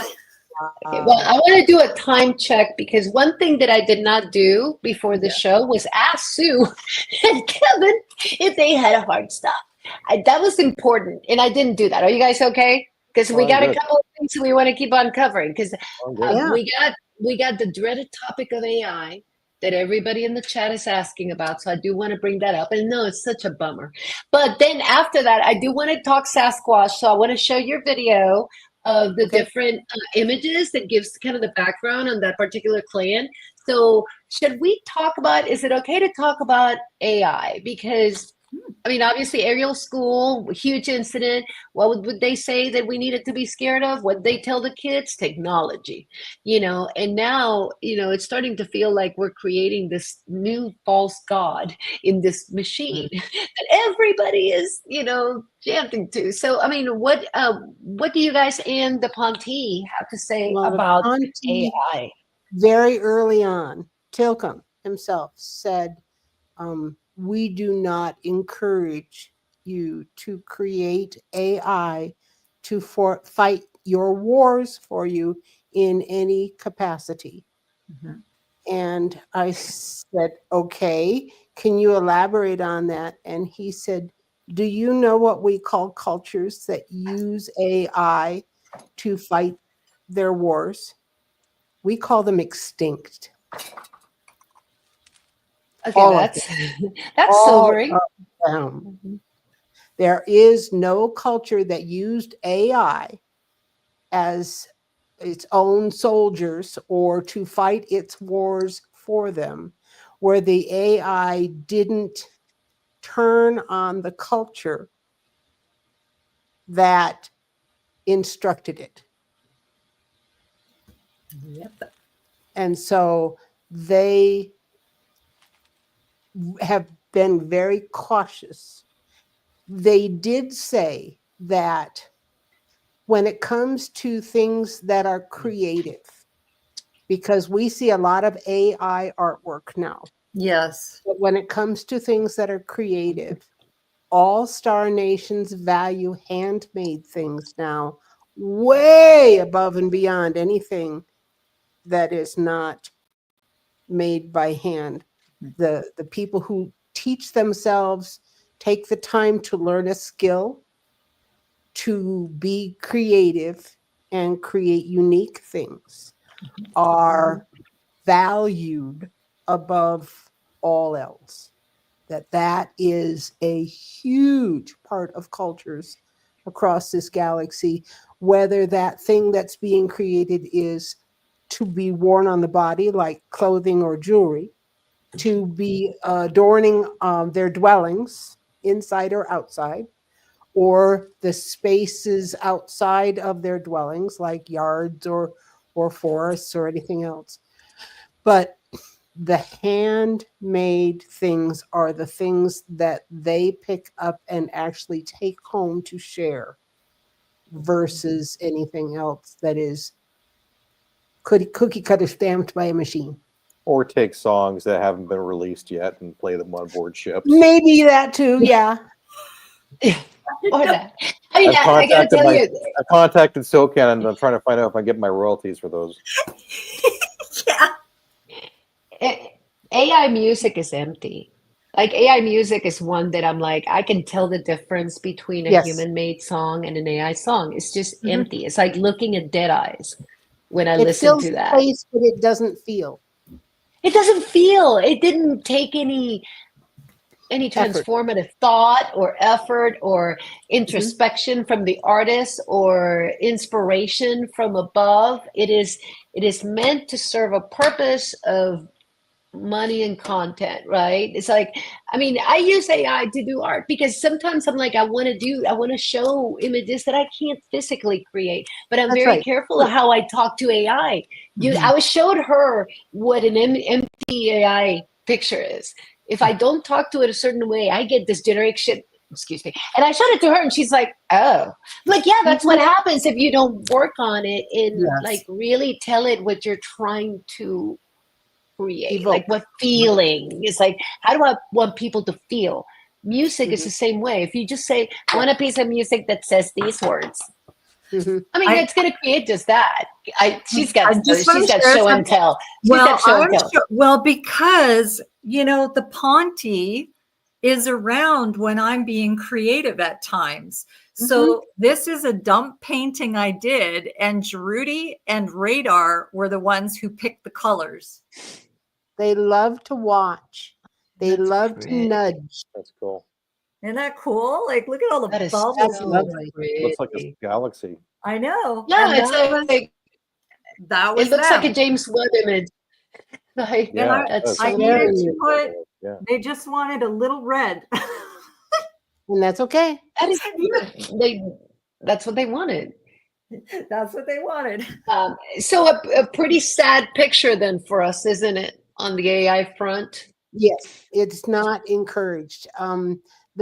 Because if you think about technology of just your cell phone, let's just use your cell phone. How many phone numbers, if you grew up before the age of cell phones, Mm-hmm. how many cell phone numbers did you used to have memorized? A ton. Before How I many? knew them all. You had to. Yes. Yes. Mm-hmm. I used to be a hospital operator and I had hundreds memorized. And now I can't even tell you my kids' phone numbers. No. That's the change that technology has created. It's made us lazy in a lot of areas. How do you spell this? Oh, let me look it up. There's no need to. No, there's no cursive either. We don't write in cursive. We just type. Yeah. And Handwritten doesn't matter anymore. Well, right? I have books and books like this of all handwriting, so I still write it.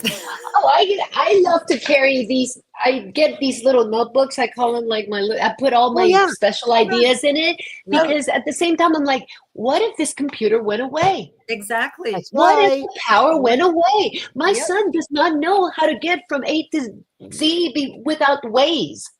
Yeah. I had to know how to read a map. Read a map. I'm so genetic right now. I'm like, I remember. Yeah. Remember? Well, we had to do it all, and we don't anymore, and that's made us weak. Go ahead, Stu. Sorry. I am going to recommend that everybody think in terms of we're a gnat's ass away from having our grid go down and be taken away for years. Yep. Are you ready? Do I you am. have maps at home? Do you have books at home that are reference books? I'm not talking necessarily about the Encyclopedia Britannica, but Remember I am that? I have talking that. about the Survival areas that you need the most. Yeah. Do you have physical books to look information up in? You will need them. You just plain will need them. We don't know if it's going to be in 48 hours or in 25 years when our grid goes down. We don't have those dates. But what we do know with certainty is that this planet and this sun are getting ready to reset.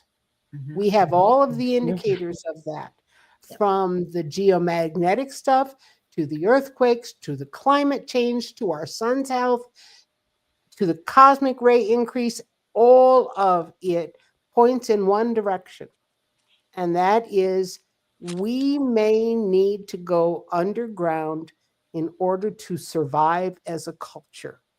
And if you can't, what's on the surface may not be survivable. That Not happened just in about Mars. electricity. It just might be dangerous to be up here. That happened on Mars with the big nuclear war on Mars. And there are beings that live on Mars, but they don't live on Mars. They're within, because even still, Mars, it's just not inhabitable on the surface at this point. So absolutely. And just with that, what you were just talking about, what are the Ponte's thoughts and yours and Kevin's about the Bitcoin and all of that stuff? Because that is something I've been getting messages on, and I've been getting messages on no way, because when everything goes down, gold and silver, yep. physical gold and silver. Yes. It's the only thing that's going to be of value after the grid goes down. Yes. Well, because here's what I've been told by multiple star families is that with that kind of thing, nobody, when the systems go down, there will be no proof of how much people had with the Bitcoin or XRP or whatever it is that they're using. And so to me personally, people constantly reach out saying, do you have that? Do you have this? Do you have this? Are you ready? Do you have the Bitcoin? Come in over here, look at the XRP. And it's like, no, thank you, because that's not the advice that I've been given. And when I've been receiving messages all of my life, and not one of them has not come to fruition, then I'm going to listen to them before I listen to a human, you know? If you cannot get enough gold and silver to store in a safe place where you live, but you have something else that's tradable, that's renewable, then you have another option. So if that renewable thing is garden produce, that's one thing. If that renewable thing is alcohol, if that renewable thing is anything else that is takes you into a timelessness place, whether it's a tea or a mushroom or whatever else it is, something that allows human beings to escape, that will be a tradable commodity, because people's stress is not going to be able to be alleviated by pharmaceuticals, because they're not going to be able to get them. Yeah. But don't forget the Roman soldiers used to be paid in salt. Yes. Salt is another huge one. Do you know where to get salt? Do you know where to get fresh water? Not from a faucet. Yeah. But from a river, from a lake, from a stream, from a spring. Yep. Absolutely. And when you live where I live, springs are few and far between. And so you have to be able to figure out, how do you get your water from point A to point B, or how do you filter the water that you are able to get from a well or another source. So old school knowledge of how they did things even 125 years ago is really important. And if nothing else, go get the Foxfire books and have them as references. How people did stuff. The old native way. How do you even make the tools to do those things? And that's what we need to be educating ourselves on. It's That's like right. prepare people to be, it's a different mindset. Yes. Old school craft is very important. And knowing how to make things that people will want, but also, I will bring this up, knowing how to defend yourself. Because when push comes to shove, nefarious people who are hungry are going to find food any way they can. And it's every person for themselves in some situations that way. And so it's a good idea to know, how should I be prepared? And we aren't going to go. That doesn't mean go freak out. That means be prepared. Not be depressed. Not go like, oh, the life's over. It's okay. Yeah. Right. Do what you can. Teach yourself old school stuff, and start with food. If you had to save food without electricity, do you know how to do it? I don't know. The other thing that's important as well is people will be getting back to creating communities Yes. because Yes. it's You will very get to know difficult to all your survive. neighbors real fast. Yeah, you'll make friends with your neighbors, and people will band together so that you have farmers, you have Keep each other hunter safe. gatherers. Everybody works together like a village. That's the You way have to. people are going to That's survive. right. It's going to be Find your tribe. And Find your tribe. that's perfect. Find your tribe, because I am a shaman and have been for more than 25 years. I have a lot of stuff growing on this property. It's a 10-acre property. So make my own tinctures, my salves, because I'm from the Mi'kmaq tribe out of Nova Scotia, Canada. And so that's what's done here. Like the plantain, the dandelions, like all of these tinctures and salves and balms are made. And people come into my little wellness center here and they purchase these things. And the dandelion and plantain balm and salve, I mean, it's so hard to keep because people just keep getting it because it's good for everything. So if anything ever were to happen, no fear is necessary because we will be okay. We can handle this. We've done this before and we're here for these things. But find out who in your area is like a shaman or a native, like go to a reserve, find some natives that are doing this, because pharmaceuticals you won't be able to get, but you can get every single thing you need that grows on Gaia. And God did that. I mean, we were provided everything we need that comes from the earth, so it's free. for free. Exactly. And then I also got chickens. So, I mean, my chickens, they have, like, I've got a great supply of eggs every day. And so people in the community get eggs and stuff and from here, but like, I've got the things because I've been considering all of this stuff. And I'm like, I need to be able to have tinctures and balms and all of those natural things that are great pain relievers and inflammation and antibiotics and all of this stuff when nobody's going to be able to get the antibiotics or nobody's going to be able to get the pharmaceuticals, right? And we're going to have to find the natural, which is where Dana is asking, do you have any books that that I could purchase to learn how to make these remedies? Oh, there's home remedies. There's tons of stuff. Yeah, we can. Yeah, We're going to be doing meditation stuff in our channel. We can do this type of stuff. Sorry, Sue. Yeah, sorry. No, What's go your ahead. top go-to reference book for your tinctures and remedies? For If me you had to personally, save one. Yeah. I got it right here. I can show you.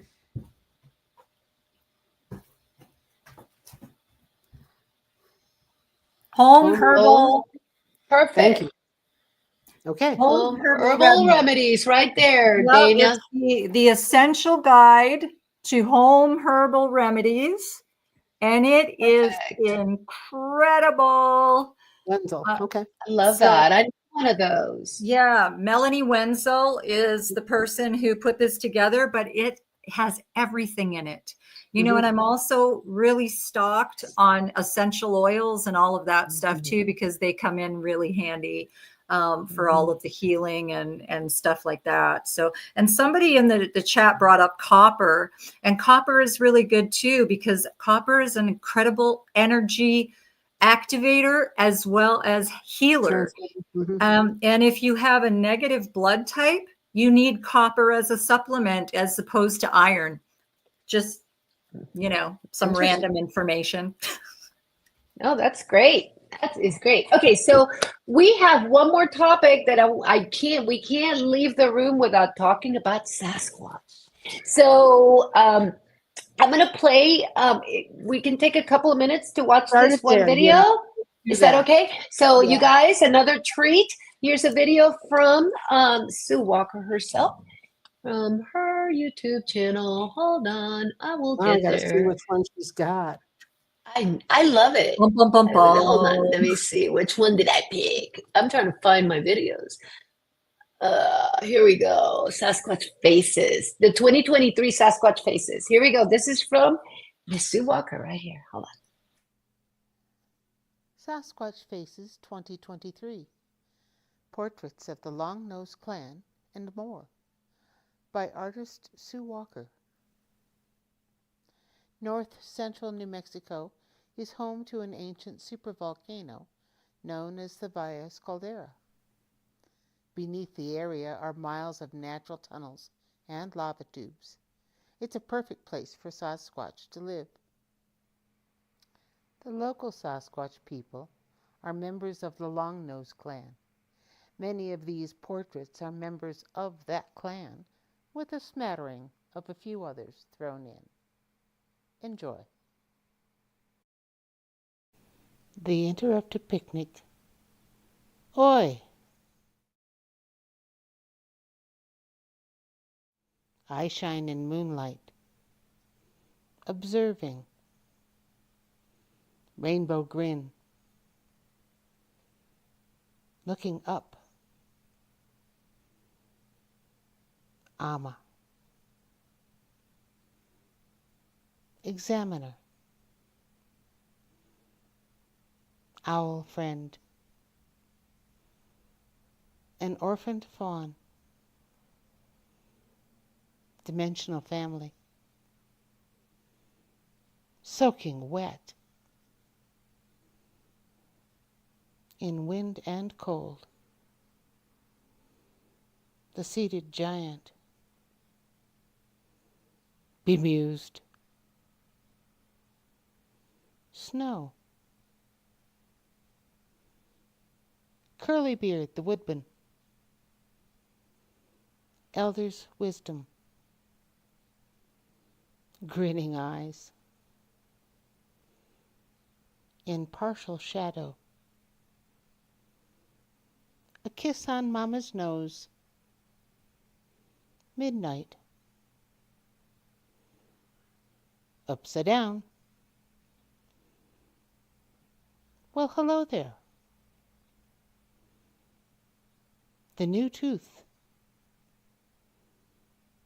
Absorbing everything. Wild bedhead. Sasquatch Blue Boy. Many originals are still available for purchase. Write to psychicsue@gmail.com to inquire. P.S. Please like and subscribe. Every little bit helps. Thank you, Sue. I love that video. I love it. And just the way that you caught their expressions. So tell me a little, let's talk about Sasquatch and how does Sasquatch come into play here with the Ponte? Well, I was not a Sasquatch expert or person and had no research into Sasquatch coming down here to New Mexico, and learned about the Sasquatch from the Ponte because the two cultures are friends with one another. They have a very similar sense of humor. And so there are some Sasquatch nations that do travel with Star Nation people to explore in other places. And there is more than one type of Sasquatch on Earth also. And the Ponte break it down into 7 major categories, but it suffice it to say some of them look more like us, just with hair everywhere, and some of them look closer to the great apes, and with the conical head shape and the almost no neck look, where the connection to the shoulders comes up to almost at the ear level, and there's a big sloped shoulder. But what we found is that the Ponte would share with us that the Sasquatch were dimensional beings as well as telepathic. They do speak out loud. They talk on both their inhalation as well as their exhalation. So we only speak on our exhalation.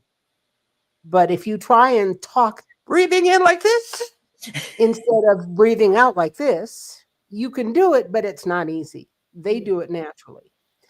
The Sasquatch have a gestural language, a glyph language where they leave each other messages in sticks and or stones on the ground, or carvings on the trees. Their structures are have more going on than we know, because if you take a cell phone that has 2 bars up to a Sasquatch structure and touch your cell phone to the structure, suddenly you have more than 2 bars of reception. Really? Wow. Yes. I had never So, heard that. That's yeah, fascinating.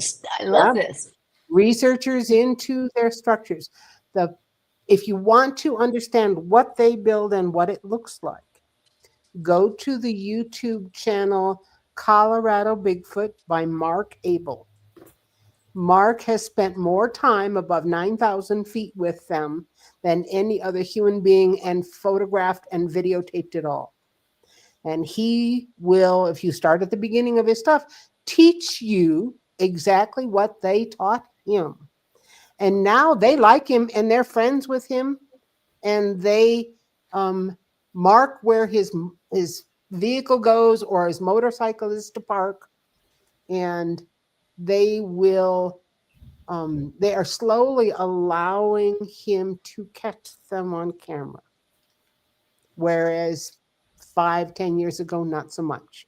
So it has shifted and changed, but I would encourage that if you want to hear them talk in English, go to Sasquatch Ontario and Mike Patterson's YouTube channel, and you can hear what a Sasquatch by the name of Nephitia sounds like. And you can tell that this is not a human talking, because the lung capacity is amazing. Mike Wow. Patterson has been trying to teach Nephitia English in written and other form, and found out that Nephitia knew more than he was aware of. But Nephitia was unpracticed in talking English back with Mike. And so you will hear Nephitia practicing saying English words. And so instead of saying tree, it's more like tree. I mean, it's incredibly Yeah. loud and incredibly powerful, but you hear him trying to get it right, which is amazing. So if you want to hear what Sasquatch sounds like, and their language borrows words from the other earth human languages around them, they also borrow names to name their kids with from various earth cultures, hence Nephitia's name. So I found the video that you were talking about, and I pinned it. I can't play it because, it's his channel, but I pinned it to the top of the chat for everybody. And again, this will be in the recording. That way it's another resource, because I'm dying to hear that. I mean, I have so many friends in the Bigfoot community. I do now, and the reason that I do is because back in 2016, it was March, and Tilcom popped in one day and he said, "Sue, do me a favor. I want you to look somebody up." Okay, who? And so I just got on my laptop and said, "Who do you want me to look up?" And he spelled out Kiwani lapsaritis. Kiwani lapsaritis is the name of a Bigfoot researcher who understood that Bigfoot were telepathic. He's the only other guy that I knew at the time who knew that. The Pontia taught us. And so we went to, and the day before, he asked me to look up Kiwani's name. They had put out the information on the website for the very first Psychic and Spiritual Sasquatch Conference in Chewela, Washington. The Ponte said, "We want you to go here. We want you to teach the telepathy course that Tani is dictating to you." And I went, but we did. We went to that very first conference, and what we found is researchers from all over the world who understood that there was more to Sasquatch going on than just scat, hair samples, that kind of thing, seeing them from a distance. And so we talked to those researchers in the field from Russia, from Australia, from Europe, from South America, and they were all comparing notes as to the other unusual things that happen when you're out squatching, including UFO sightings and extraterrestrial sightings. So it was the Ponte and that overlap that started it. But after we came back from that conference, I'd been home less than a month, and the local long-nosed clan Sasquatch from the Valles Caldera that you played the video of, their leader showed up at our back door and asked me a very important question. He knew that I was drawing the Ponte because Tilghman told him. And he said, would you draw us as we see each other instead of as monsters? Oh, And I said, of course I would. You send me whoever you want. I just need a model. And that's what started the videos or the drawing in the first place. And so I had to study hair patterns and nose types and body bulky muscular physiques, trying to figure out how big are these guys. But what came next was learning how to draw their children. And that became one of my very favorite things. Because their 2-year-olds are not too much different than our 2-year-olds. They're all over everywhere. They're climbing on everything. They're running around and vocalizing all the time. They're curious and they get into everything and they never want to go to bed. And so it's a live wire of a little guy that's probably about twice, plus more than twice the size of our average 2-year-old in bulk, with the capability of faster, stronger, and things can get broken a lot faster and easier too.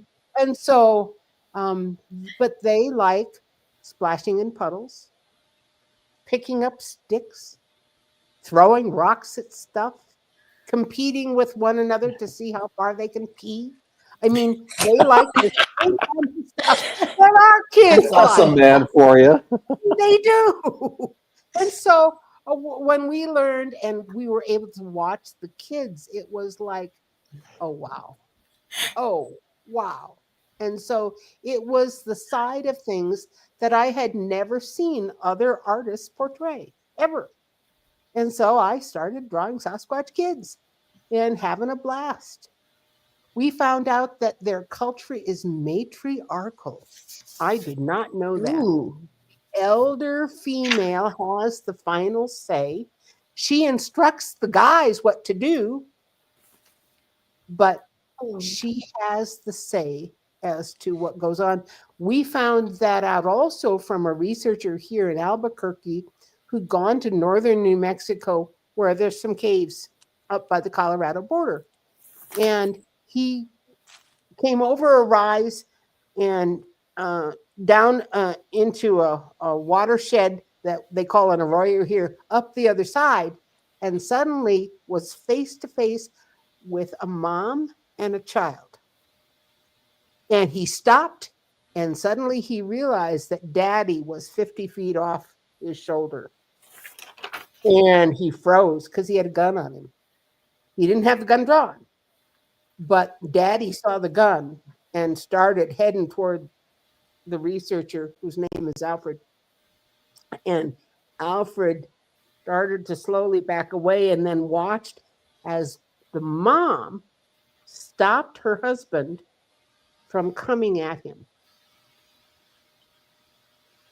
Wow.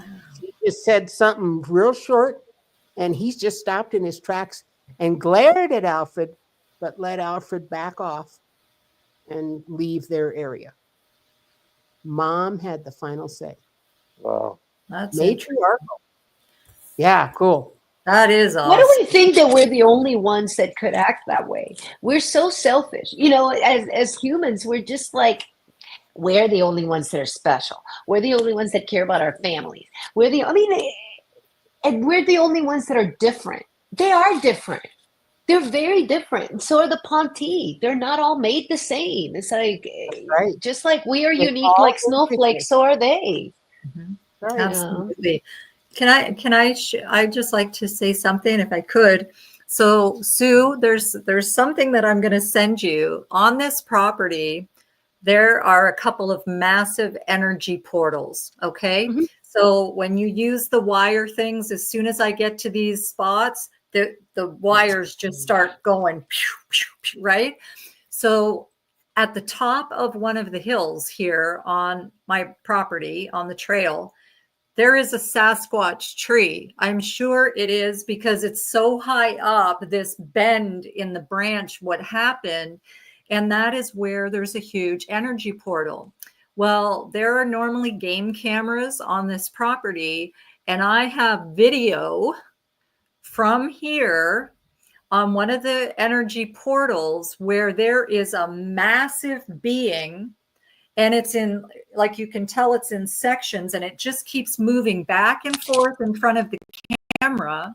So Wow. it's hard to make out what it is, but it is that tall that it's not a normal orb. I mean, I'm used to having orbs around me all the Right. time. It's not that, but it's very tall, and it's like a whole bunch of orbs moving in this one body, and it's moving back and forth in front of the camera. And I'm going to send you a copy of that video because I would love for you to see it. And Kevin, I don't know that I shared that one with you yet or I not? have not seen that Well, one. I will share that with you as well. But it's really cool because this is where the energy spikes happen. And this is where I've had other beings come through portals, is where I believe it's the Sasquatch tree. And then that one camera picking them up like that. It is pretty cool. So I just wanted to comment on that because I'm loving this. This is just, Oh, that's great. yeah. One of the Yeah. things that we were told is, and I'll share this because we have a lot of new people who do not have a lot of experience with Sasquatch. There are people who have properties where they have a gifting location, a gifting tree, a gifting stump. I heard that. But what I will tell you is this: if you leave something for them, please make sure that you announce to them that you are gifting it to them and that you no longer believe it to be yours. You're not leaving it there because it's lost. Mhm. Okay. You haven't lost an object on the gifting stump. You haven't left it there to marinate or mature. You've gifted it to them specifically for their use. And that needs to be made very clear. A lot of people ask, what should we gift? Things that are big pieces of food. Okay. Watermelon. Of a ham hock, watermelon, or a whole ham, a watermelon, things like that. And things that are durable and last a while or are easy to carry. That's why a watermelon isn't easy to carry, or other melons like that have a hard rind. But those are some of the big things. It's also okay if you leave them a whole bag of apples, like the whole bag in the bag, or a whole jar of peanut butter with the lid partially unscrewed, but not glass. You don't Okay. want one of their kids to pick it up, break it, and cut themselves. So just be sure that you're aware that sometimes the first ones to the gifting place are the kids. Mhm. What they leave us, is it a toy? Is it a toy? Can we play with it? Can we eat it? Mhm. And they get there before moms and dads do sometimes. So you want to make sure that whatever it is not a choking hazard also. Good point. They're just like children. Just like treat them like if you were visiting a house full of toddlers. You That's wouldn't right. do it there. Why is it okay to just, leave it out there for them to find? Sorry. They love peanut butter, says Sweetly They more than do. care. You can also leave them an old, a durable blanket, like an old wool army blanket, something, or a real thick linen type or Muslim tarp. Everybody, but everybody needs something to either cover up with or cover their children with or carry stuff with. And those kinds of objects that are natural work that way. And that's why if you left, let's say, a big Muslim tarp, they would use it for all kinds of things, just like we would. Treat them like, don't do to them what you don't want done to us. They're just like us. They just look a little different. They're just people. Well, They're I have just- left where that tree is in that big energy pocket. I've actually, and maybe I shouldn't have now that you said what you did, I've actually left crystals and painted rocks. They And love crystals and stones. That's okay. okay, That's because not glass. They can't really I- hurt themselves. I mean, unless they ate them. But No, they would know Okay. not to do that because it's a natural material. okay, I- and they would I be gift- able to feel the energy because I gifted, I gifted a nice amethyst crystal when I was in Australia. We went to the border, and I put it in a gifting area, and it was actually still wrapped in its Christmas paper. right. We gifted that to the Sasquatch, and his amethyst Yes. crystal. Yeah, well, because when I've done that a number of times now, just like a painted rock that I got in California. I got a whole bunch of them. And then I left a couple from Sandia Mountain, but then I've also left some really beautiful crystals that I've blessed and charged and everything. And all of the stuff is gone. Like I leave it That's and okay. it's gone. And So what you may find, though, is that they will gift you something back. It may not look at that. be at the gifting tree or stump. They may bring it all the way up to the steps of your house. oh, If you find a marble Oh, boy. between the cracks in the sidewalk in front of your place, and it wasn't there yesterday, it may be a gift back from them. Marbles are a common gift. okay. All right. Well, that's Totally good to morbid know. bears. Like they give crystals too, right before you said it. I'm like, that's so awesome. You guys are in sync. I do have to say that I do want to introduce you, if you guys are interested as far as Sasquatch, to my friend Bigfoot Michigan Rob. He's actually written a couple of books on cryptids. And somebody on chat were like, has she met Bigfoot, like BMR? I'm like, oh my God, she would love Rob, and Rob would love Sue. I don't think you I have don't know not him, met right? and would like, no, I don't know him. I know I'm going to Sunbow. introduce you guys. I think he'd love to have you.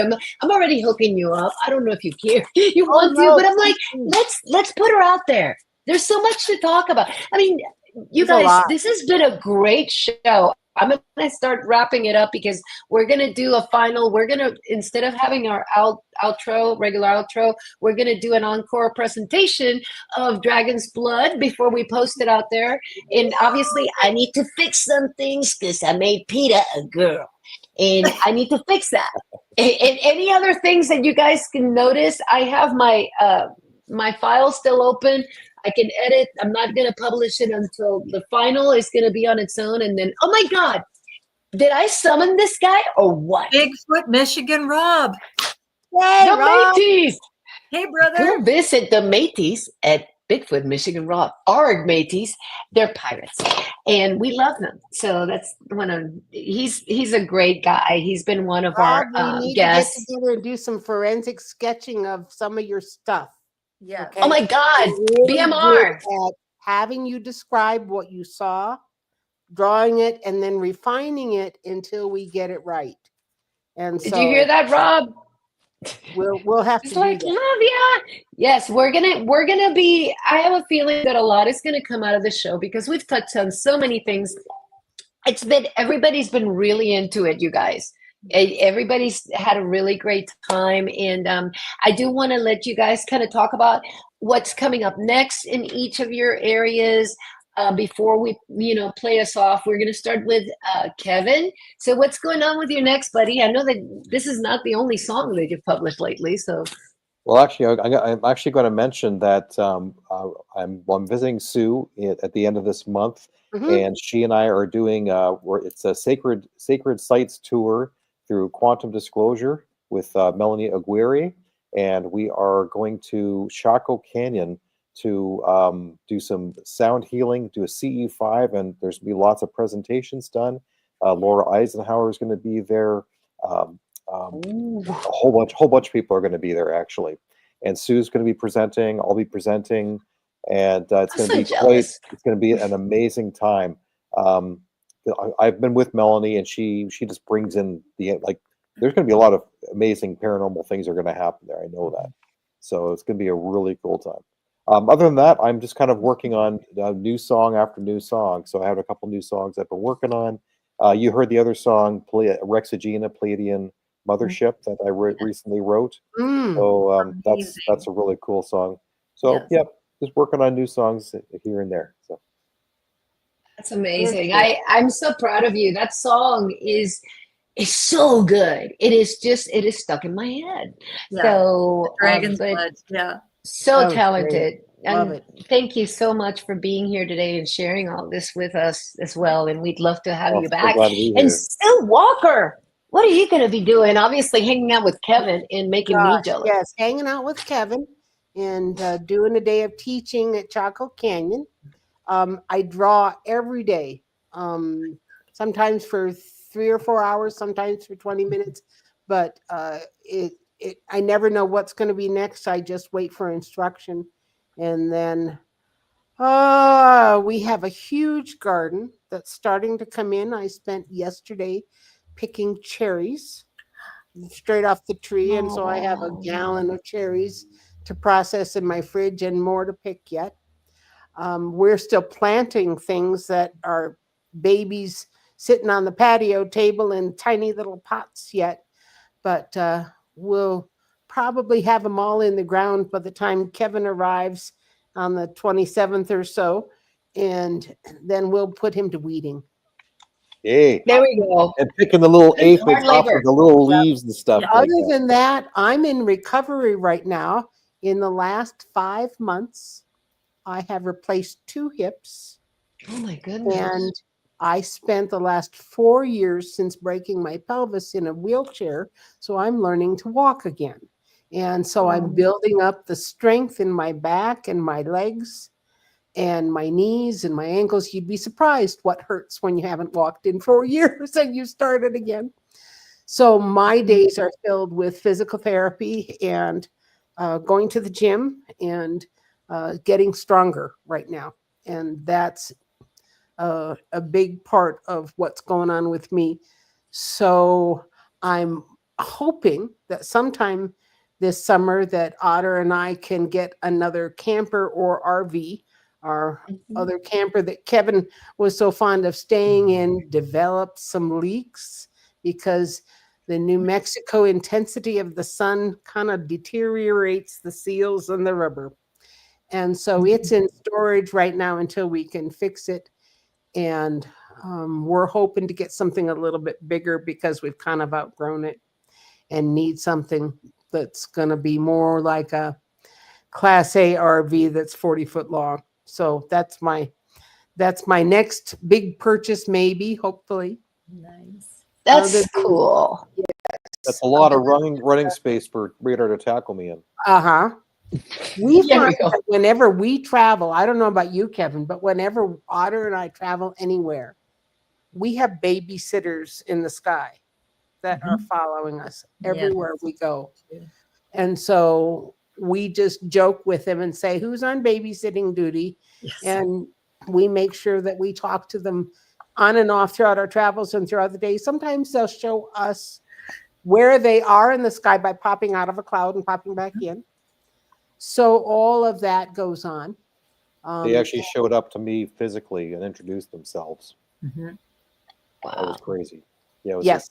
It was a Galactic Federation white men in black who met with me in a coffee shop. He went out the front door. I went to run out to grab him, and he disappeared. Gone. 2 days later, he contacted Sue telepathically, and then Sue told me who he really was. It was just Oh, wow. yeah, he was like Wow. kind of like a babysitter, keeping an eye on. Okay, right now you're talking and you're glitchy. That was so weird. Again, it's like a block. I'm gonna watch the recording later of all this stuff over in Kevin's screen. Because again, I just saw something pop up on the screen, like a red box. Oh. I'm like, I don't know if I'm seeing stuff, but I it's didn't been see it. really weird. There's been a couple of weird things. But you know, this happens. You guys, It does. we're just so That's happy normal. that you guys joined us today for this. This Marley, is what are you going to be up to, fabulous. girlfriend? Because Oh my goodness. Go ahead. I- What I- are you doing next, Marley? And then you gotta Well, go. What I'm doing next, well, I have spaces, as many of you know, every Monday. Akashi, Chris, and I are holding spaces, and this is for channeled messages, invocations, and activations from star families, because the energies are shifting so much, so quickly. Yeah. Yes, that we need these light code activations and stuff to be able to implement the new energies that we are being pelted with at this time. So we're in incredible times to me right now. Also have a big retreat coming up in Sedona in October. I'm not sure the exact date yet, but I will be tying that in. I've been asked to be interviewed on Joe Rogan. And I'm so excited. So that you will went there. I didn't know if you were going to say it. I'm like, yeah, why not? Why not? that's cool. So Joe Rogan's assistant is just waiting for my dates for the Sedona retreat, because I don't want to drive from Tennessee to Austin, Texas, then back to Tennessee, and then back to Sedona. So I'm going to tie all that stuff in together, and should probably be releasing my book around the same time. So we're trying. Oh wow. Yeah. And then I've also been in talks with a guy. I think he's also in New Mexico. He was in Cali, and he wants my book done. And then he wants me to consider having a series done about my experiences in my life. Oh, wow. So like a Netflix series or something like that is what he's talking about. So I'm in talks with him. So it's a lot of moving and grooving pieces right now.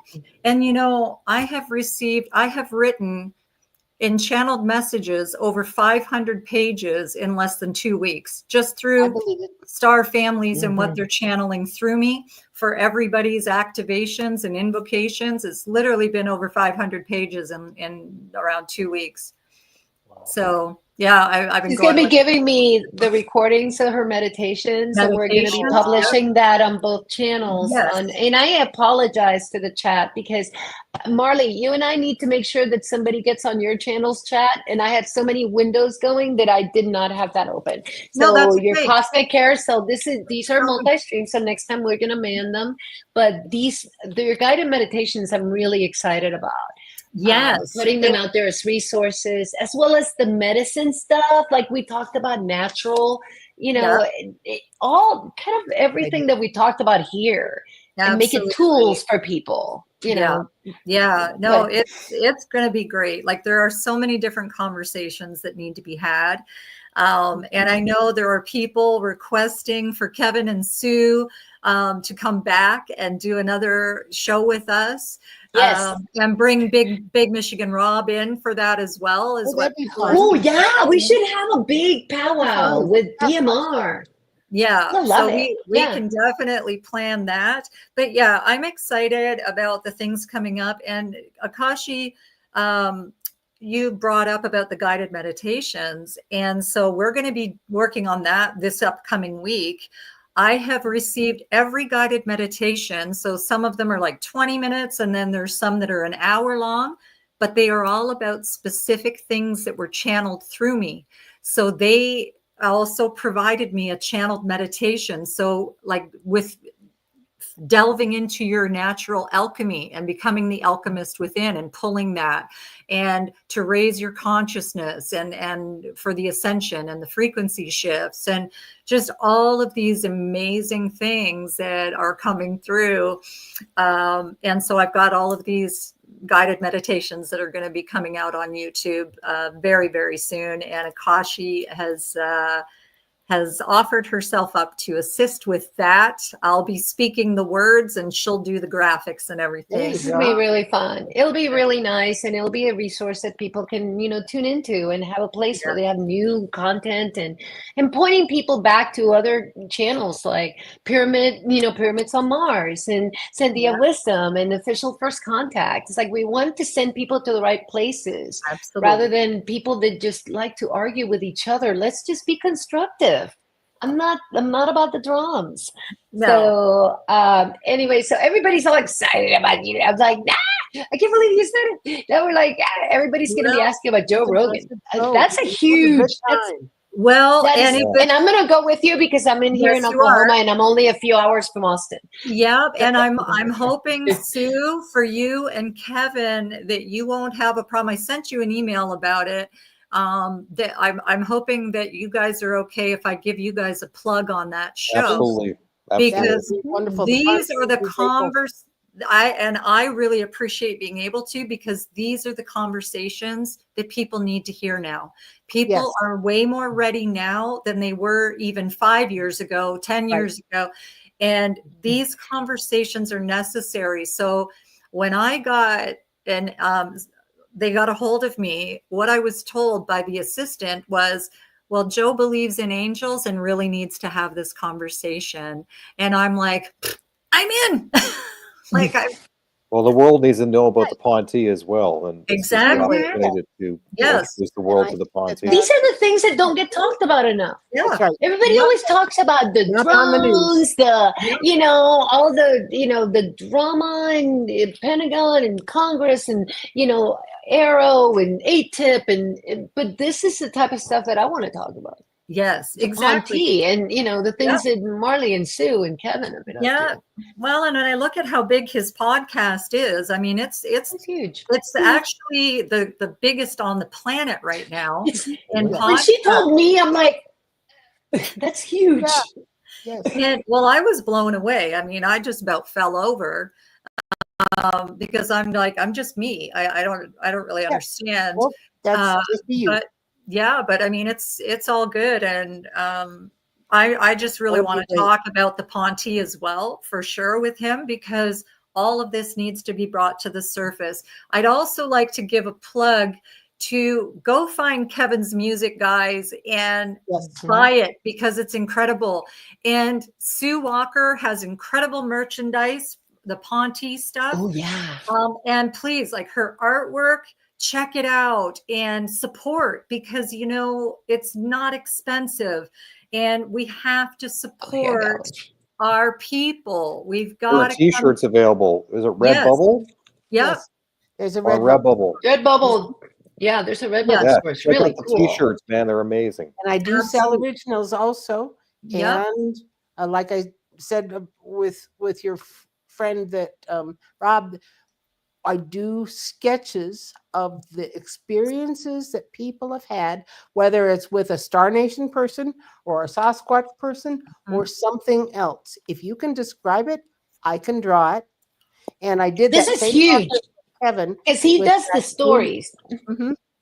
Yep. Go ahead.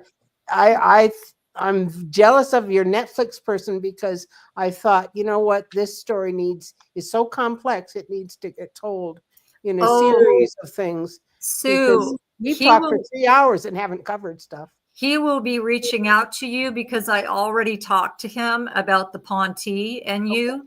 So that he is somebody that you will definitely hear from. And I've got a meeting coming up with him this week. So I will definitely share your info. But yeah, these things need to be heard. They need to be shared. And I also have to get with you, Sue, because I've just had so many experiences with so many different beings. I would love to describe some of them to you. Oh, I would love to draw them. I think it would be so much fun. Absolutely. It would be. So yes, we'll definitely be in touch. And Akashi, When you're on your way through to Sedona, yeah, let me know, okay, and we may be able to hook find up. a way to, yeah. I'd love that. I would either really way love there it. or way back. Well, because last time I did it, I couldn't get a hold of you, and you reached out to me. I was just coming into California, Ah, so but it's okay. hours too late. Yep, it's all good. Everything's in divine timing That's to right. me. So I definitely would love that. I was hoping that there was still room at the thing you guys got going on at the end of the month, because I was just like, Kevin, I can't believe this. Like, this is going to be amazing. There might be. I don't so know. We'll have to really, see. okay, well, let me Akashi, know. what do you still have going on? We haven't heard from you, and what Oh, you for have me? coming. Yes. I just going with the flow. I'm going to continue to be doing more Mindfork Live with Marley, multi streams with Cosmic Carousel. I'm wrapping up, almost done with the rock stars and UFOs, and we're going to move on to movies and the Oh, themes, the inspiration behind those. Like, where do these scripts come from? Where, it's like these writers get these downloads, just like musicians do, and it seems to be like a creative thing. So I'm really studying the muse, the musing, from where does that inspiration really come from, and what we can learn from that. And Have you like, have you gotten the book Tuned in the Paranormal World of Music by Grant Cameron? no, I love Grant Cameron, but I did not have that one. Yeah. Huh. Yeah, because Michael C. Luckman wrote an original book called Alien Rock, which talks about all the musicians contacted by ETs. Grant Cameron did a book afterwards, and it's called Tuned in the Paranormal World of Music. And actually, I'm in that book. I'm going to check that out. So, Yeah. That might be Awesome. a cool topic too. It's like these people. I mean, there is something to that. There's a To me, show it's there. like there's something to that, and Radar will also tell you there's something to that because he's part of it too. I love that kid, man. He's so cool. So, well, you guys, it is 4:30 Central. We've been here a while. This has been, oh my God, this has been incredible. I hope you guys had a good time. And we got to do this again. And we're going to expand it. Have a big panel.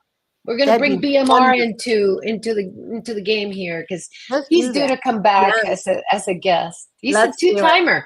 He's been a guest twice. Nice. He's a third. I've been a guest twice. Sue, I love you, Sue and Kevin. Love you guys you are guys. so This has been just awesome. thank you so much. Awesome Guys. fun.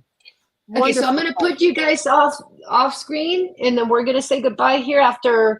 I'm going to wrap up the show. I am going to play an encore presentation on the way out of Kevin's Dragon Blood, and along with the Ponty and Sue's wonderful art.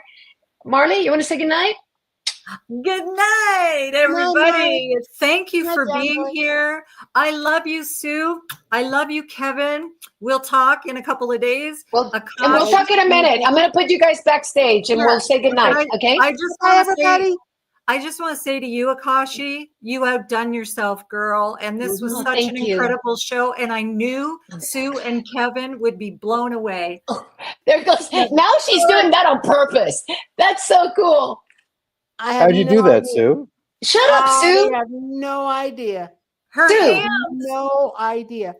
Sue, there was fireworks, Sue. I thought you did it. No, I don't do that, Sue. I can't do that. What's going on here? Somebody, dude, that was the craziest, and you'll see that's a different graphic too. It's like a black screen with fireworks and. I did see it, and I was made you look like the Statue of Liberty. You went like a dude. You're gonna watch it. We're gonna we'll talk. I got verklempt there for a second. I'm like blah blah blah blah. There's fireworks coming up in my StreamYard, and I'm not doing it. I promise you guys. You guys know I suck at StreamYard. I'm talking to the chat. You guys know I suck at StreamYard because you've seen me, and I wouldn't know how to do that.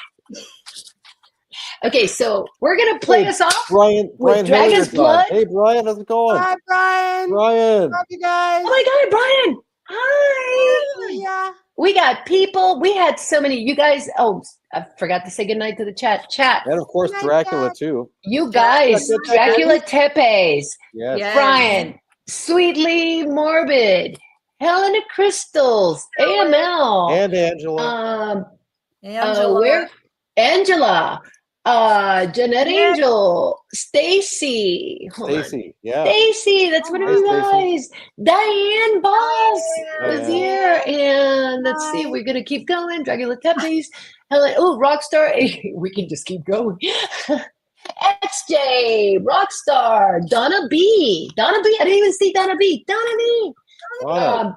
It's just been, we can just keep going on and on. I can just go back all the way to the Just beginning of the thank show, which is you, 3 hours. everybody. Thank you, guys. Everybody Love you who all. showed up. If you Have a guys want to great see it again, Sunday. if you have not subscribed to our channels and to Sue's and to Kevin's, go do that. You don't want to miss anything. Turn on your notifications. We'll be doing this again. So here we go. Dragon's Blood. And I'm going to take you guys off screen. Say bye to Kevin. Bye, Kevin. Putting you backstage. Bye, Sue. Bye, Marley, honey. Wasn't this awesome? Oh, I'll yeah. second. Told you. Oh, amazing. So good. I love Okay. Here we go. And encore. Love you guys. Come back soon. We'll see you. More cool things to come. Keep up. Peace. That's one small step for man, one giant leap.